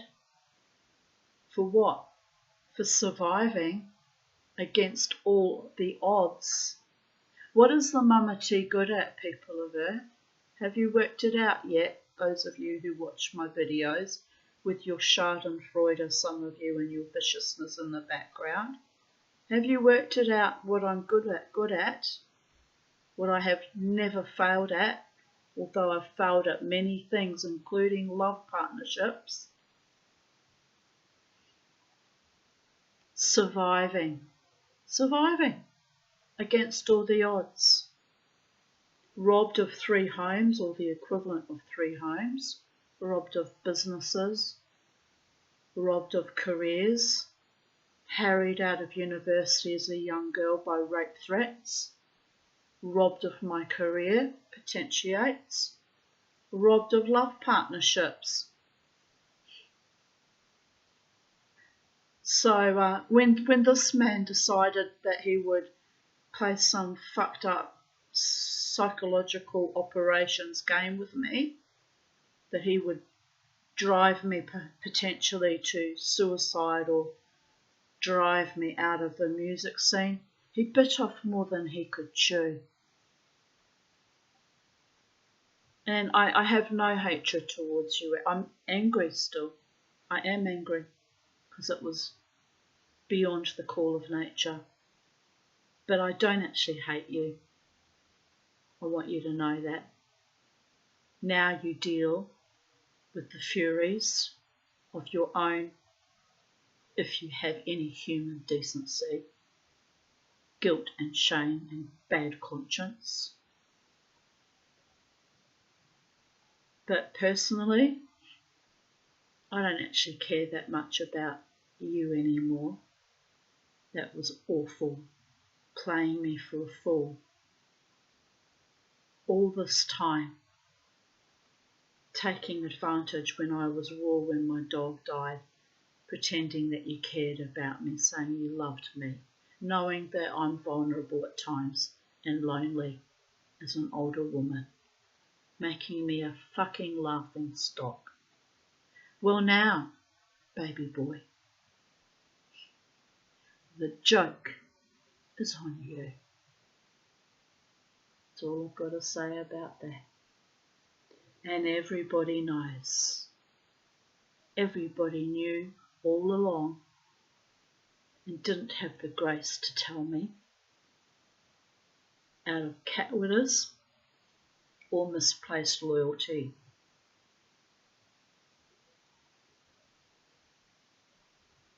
So yes, you should be afraid. You should be fucking afraid.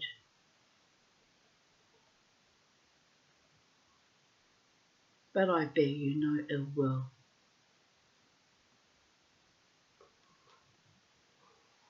As you played me for a fool for the last however many years you played that out for,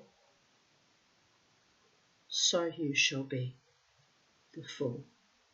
And in that we are indeed king and queen, equals, crisscross babies.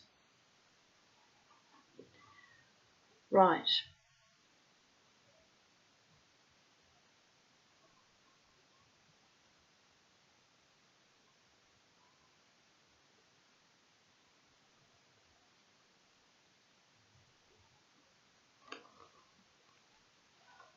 The Germans made him administrator.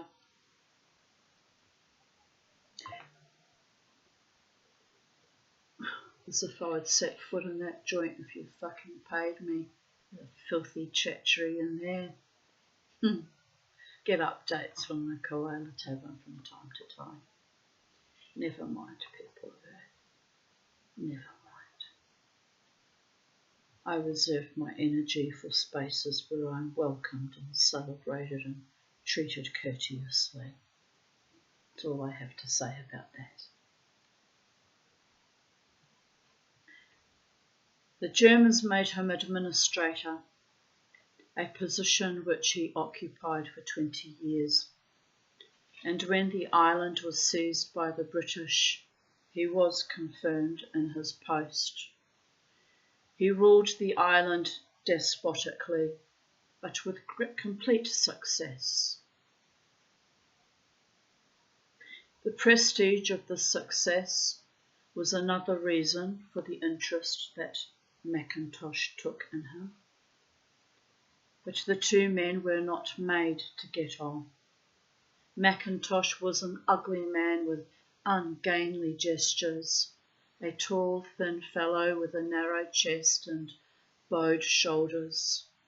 He had sallow, sunken cheeks, and his eyes were large and sombre.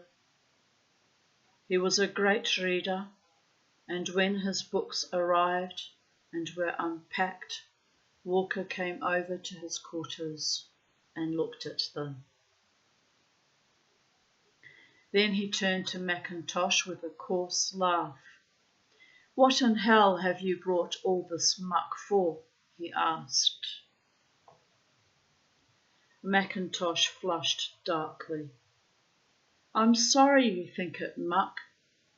I brought my books because I want to read them."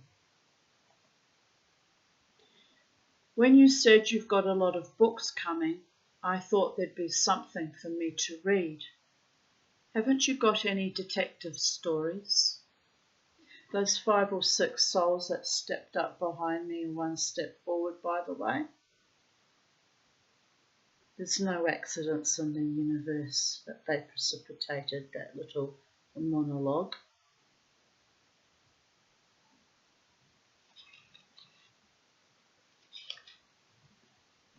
They're telling me that he was a useless idiot and used by someone higher up along the chain of authority, whatever that means. And do you know, that is the only thing that makes perfect sense. That he was used, as I was used. So, I don't know how true that is, because spirits can be a bit flubbery with the truth, as can human beings, but I'll go with that for now. I'll sit on that. The time is now 8:04 p.m. I can feel there's a lot that they wish to communicate, but they're invading my personal boundaries, as I read to you. But I shared that with you because I find that interesting.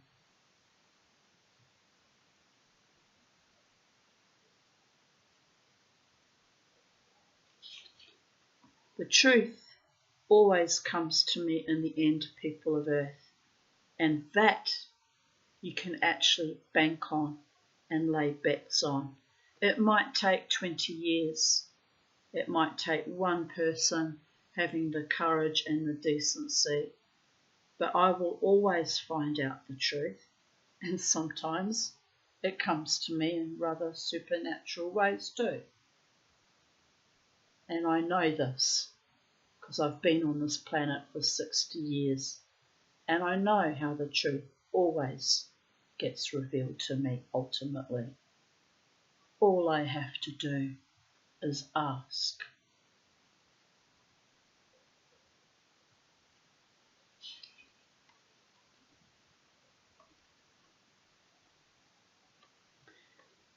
When you said you'd got a lot of books coming, I thought there'd be something for me to read. Haven't you got any detective stories?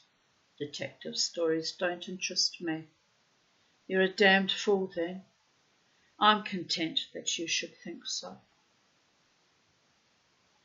Every mail brought Walker a mass of periodical literature, papers from New Zealand and magazines from America, and it exasperated him that Mackintosh showed his contempt for these ephemeral publications. He had no patience with the books that absorbed Mackintosh's leisure, and thought it only a pose that he read Gibbon's Decline and Fall or Burton's Anatomy of Melancholy. And since he had never learned to put any restraint on his tongue, he expressed his opinion of his assistant freely. Yes, I'm guilty of that, an unrestrained tongue. As a complex PTSD survivor of child sexual abuse, I abhor being silenced, and I value truth and openness and honesty and integrity and authenticity and courage and honour, because that was seriously lacking when I was 6 years old. Seriously lacking.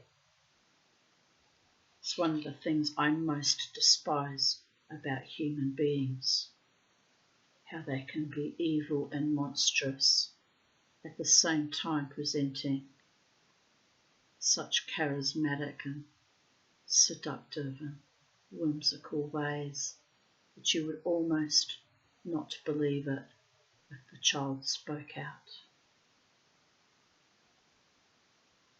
And when the child does speak out, the adults in their lives invariably cover each other's arse. and leave the child to flounder and potentially die, people of Earth. It's why I've been fighting all my life to live in honour and integrity and trying not to die at the hands of other mortals, although it's been touch and go more than a few times.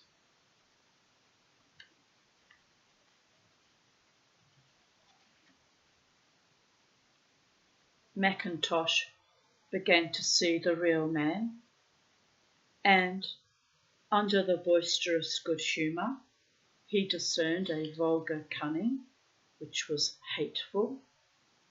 He was vain and domineering, and it was strange that he had, notwithstanding, a shyness which made him dislike people who were not quite of his kidney.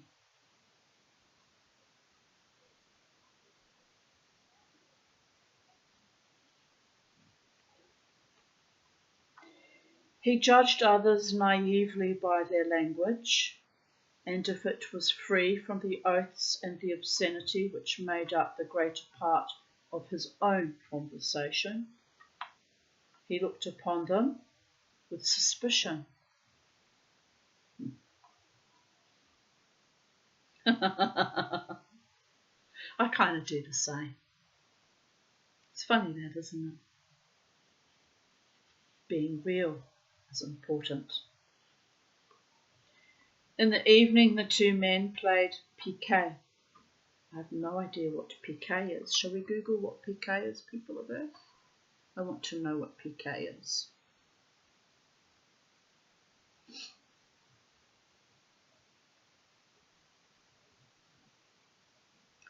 I'm assuming it's some kind of card game, but I could be wrong. Ah, yes. A trick-taking card game for two players using a 32 card pack consisting of the 7 to the ace only. My pedophile godfather Trevor Singh, I think, tried to play that game with me. One of the non-sexual games he would like to play, because I vaguely remember playing with cards that only had a few cards in the deck. Oh, well, there you go. Spank my ass and call someone else Judy, because my name is Tanya. Be afraid. Be very afraid. If you're afraid, it's because you've done the wrong things by me, motherfuckers. In which case, you should be afraid, because the truth will always come out, and I will always find out what was behind it.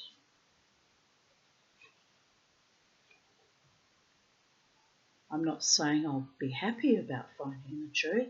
I might not like it, but it's the only way you and I are going to ever be free of each other, motherfucker.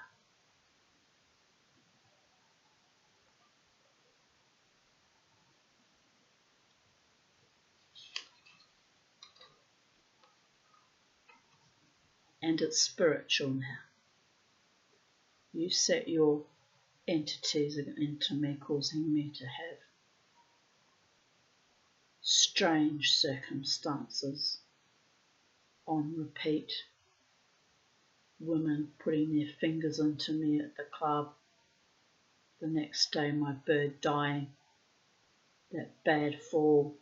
That series of unfortunate events were no accidents, people of Earth. You pissed off the wrong woman.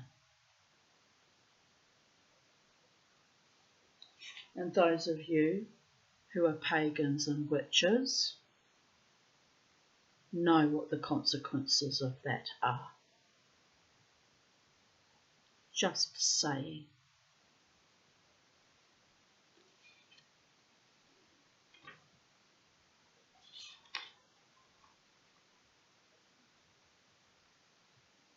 Even if you kill me, And it's crossed my mind that that was your agenda all along. It will not stop with my death.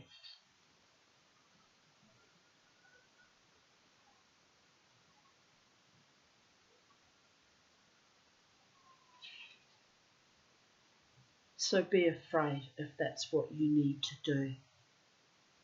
Or better yet, man the fuck up and fix what you have broken.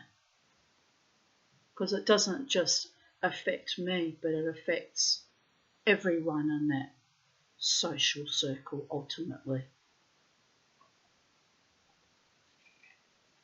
Clean your fucking house.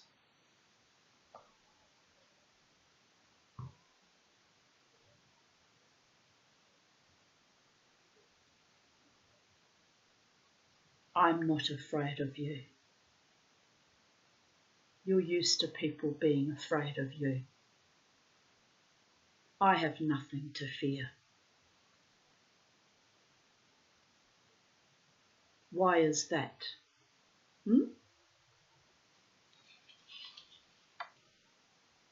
Have you thought about why that might be?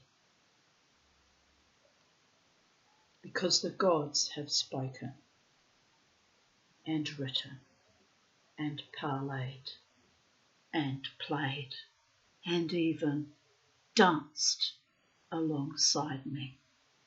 And those who know, who have seen, who have the second sight and the wisdom, know the blessings and the curses that arise from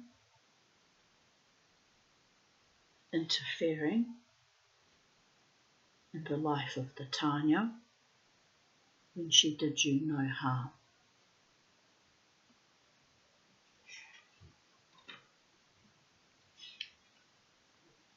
And at the risk of looking mad to the uninitiated, I will still be publishing this video. Because I know you're watching, or you have your little hench people watch. And I'm not paranoid.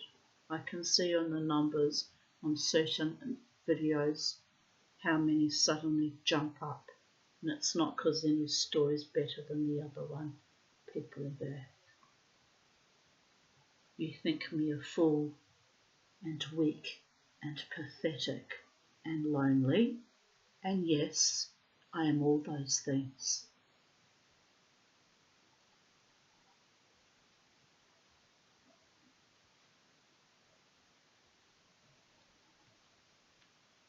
But you once said to me, I love your power. And I told you then, as I tell you now, my power is not mine. It comes from a far, far higher source, and not always under my control because it is not mine. That power that kept me alive that day on the 8th of March 2000 so that I could continue raising my already difficult to raise teenage daughters. One was already going stealing and going off the fucking rails and punishing me for being in love with that fuckface David Davidson. I paid an inordinate price for loving that man. I think I've paid quite enough prices.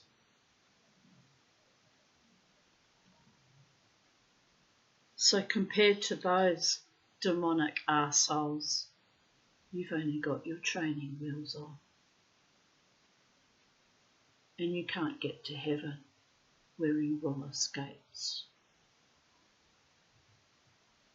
Well, you can actually. You can have terrible falls and terrible things can go wrong, and I don't wish that on any of you.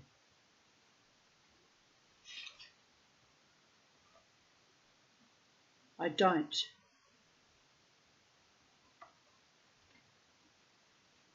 And when you sabotaged viciously my 60th birthday.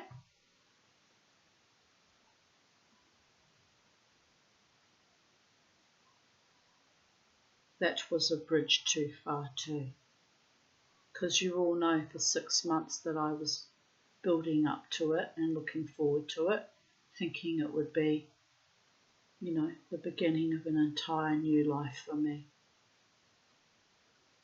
And so it is, an entire new life for me.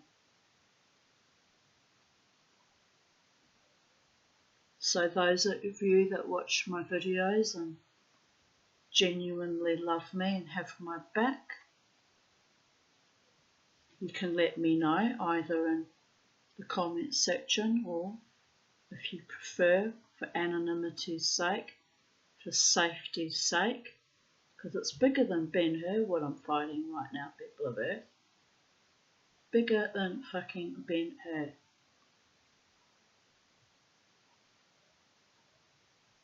You can let me know in private, and you can start telling me the truth,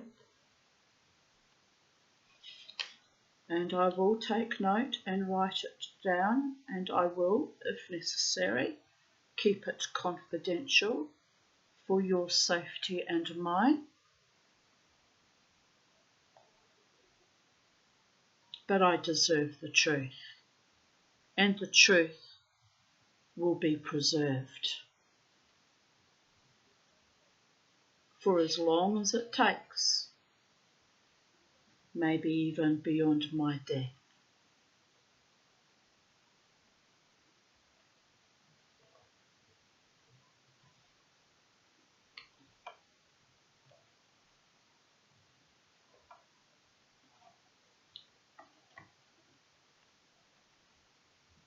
And we know what the key components of that viciousness stemmed from, don't we?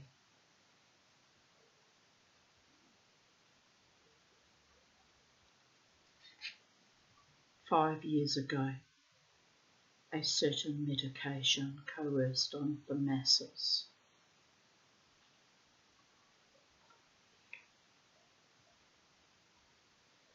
And the time before, when I was viciously attacked, ironically, in my 50th year when I turned 50, was because I was fighting and advocating on social media against child sexual abuse. So that will be yet another component of why certain people turned savage again when I said I didn't like a certain audio overlay that had overtones that were not kosher, to put it delicately.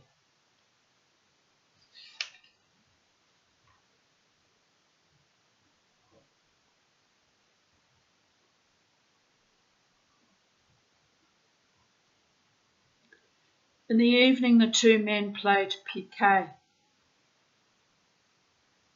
Oh, and the other key component that grinds all your gears is that you think I'm a useless eater and I don't work and I'm somehow bludging on you, and it's also delusional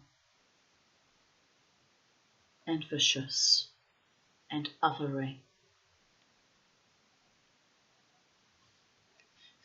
It's like a rolling fucking spike protein, all the prongs hanging off with all your attacks and hate and envies and enmities.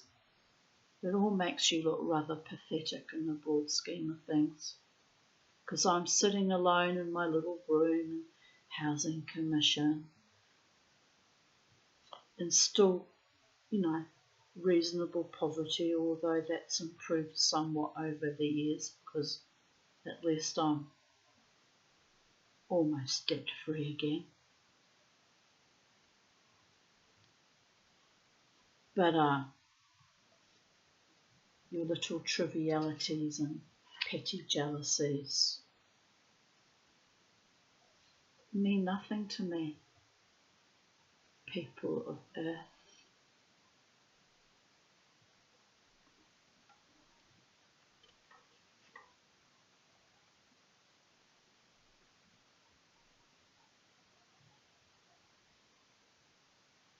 What did they used to say in that show Game of Thrones, that character? You know nothing, Jon Snow. You haven't walked even a metre in my shoes. You haven't lived through a fraction of what I've lived through.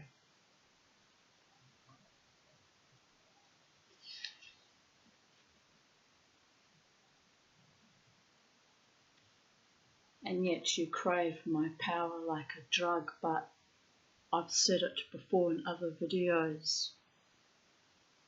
You need to do the spiritual work. You need to have suffered enough. You need to have climbed out of the abyss.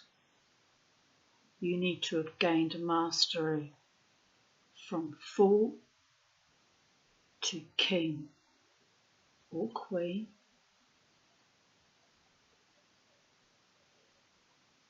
You need to have evolved. You need to have kept heart and mind and sinew and spirit together. You need to have been vomited back to earth 16 fucking times, and on a few occasions against my own will. And if that scares you, I'm not responsible for that, because I wasn't in charge of any of that. I'm just as much tossed about like flotsam and jetsam in turgid, scary, dark, abysmal seas as every other mortal on this planet.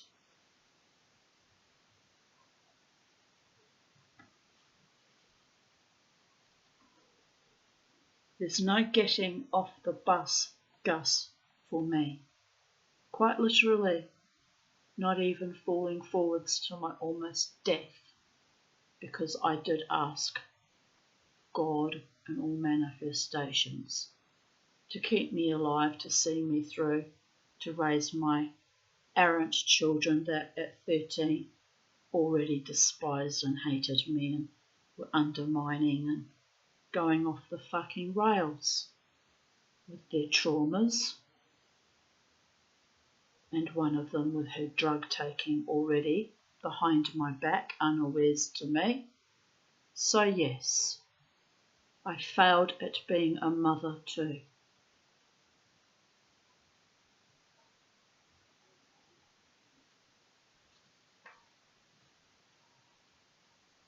Trying to hold down a fucking job so I could put food on the table and pay our rent and have some sense of honour and decency and self-esteem.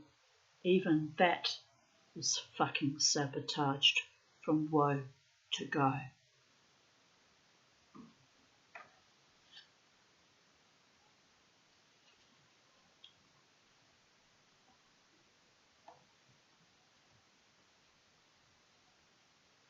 So what do they say at the end of Hitchhiker's Guide to the Galaxy? Fuck off and thanks for the fish. It's pretty much how I feel often when I look at you people looking at me like I'm some kind of freak or malingerer or bludger or loser. I just look at you and I smile. You've seen me do it. Smile at you and I'm thinking, yeah, fuck off and thanks for the fish. You didn't wish me well, really. Well, many of you did. There was a wonderful time had in the Brooklyn Standard. A very wonderful time. And if the Brooklyn Standard deems it suitable to their offices and agendas, there'll be many more wonderful times. Like the 10th birthday party that I was invited to, and someone thought they might, try and destroy me there, but again it blew back on their face. Because what did I say? I've only ever been treated like a queen here, and everyone has been nothing but lovely to me.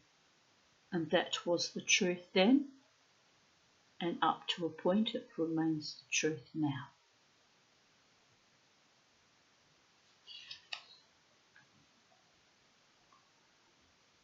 So my little saboteurs had to crawl away with egg on their face. And I had something very spiritual with me protecting me that day, because I danced for 7 hours to the point of such dire exhaustion that when I left I could barely walk, and it was a 10-minute walk to the bus station at the Queen Street Mall. And something or someone invisible to me dragged me in front of me. I could feel it pulling on my energy, dragging me to find the bus. I was that exhausted. And that man even made a comment at a later gig at Fitzy's, said she stayed the whole day, almost contemptuously, and I said, no, I did not stay the whole day. I was so exhausted I went home after 7 hours. But clearly it bothered him that I had held my own and stayed that long. He tried to insinuate that the power going out when I left was something magical that I had done, when in actual fact one of the staff members had pulled a plug. But the fact that he mentioned it to me in the way he looked at me, as though I was somehow responsible for withdrawing all that energy with me when I left, well, maybe, unwittingly, I was. But I didn't have the finger on the plug, did I, baby boys and baby girls? You did.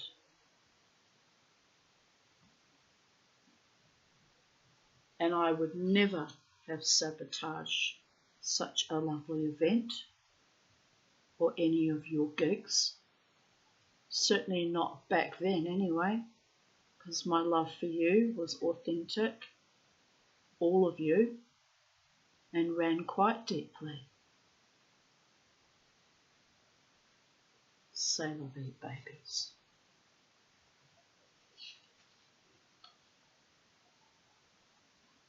So your saboteurs came from other entities and had nothing to do with me. Oh, the irony. Another thing I got punished for that I was innocent of. It's very convenient to always blame the Jewish witch, isn't it? With your othering and your ugliness and your dark-feeted, demonic, hell-ridden souls.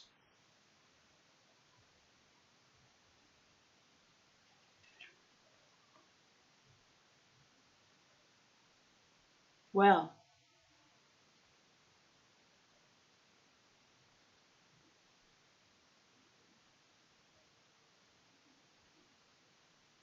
it's almost comical when I think about it now. Quite comical. Because it only shows your ignorance and your distrust of me and your dishonour of me and your hatred of me based on what? I didn't want to seed my soul by having a sordid little affair. For what?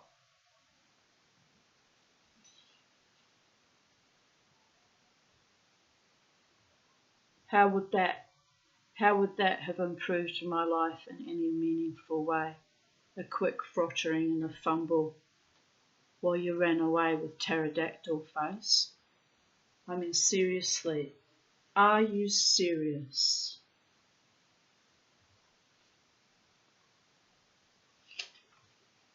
It's just absurdist.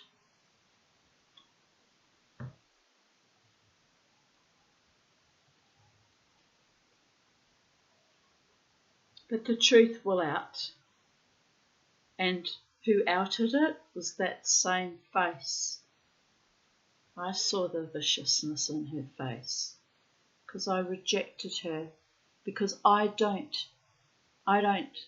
practice polyamory, and I don't practice BDSM, and I don't lay down like a bloodless dog at the feet of men for them to trample upon me.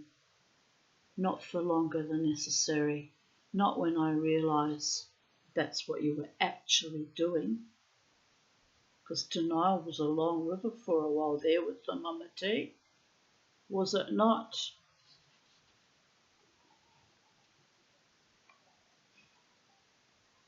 Shameful and embarrassing your behaviours have been.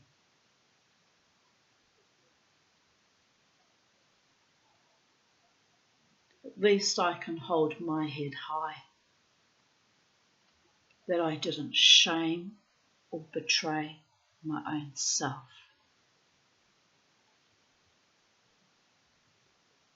You can put that in your pipe and suck it,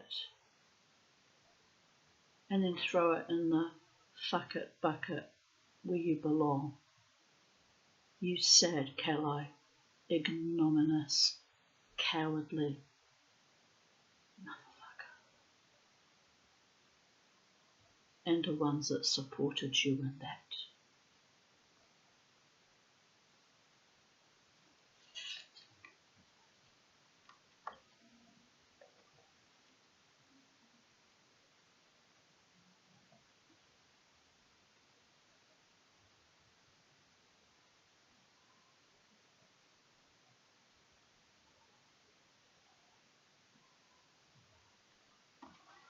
How much of the story do we have to read? 3, 4, 5. Quite a bit. I'm going to stop here because my kundalini just opened and my back is a river of fire. So now is when you need to be afraid. And those who understand about energy will understand what I'm saying here.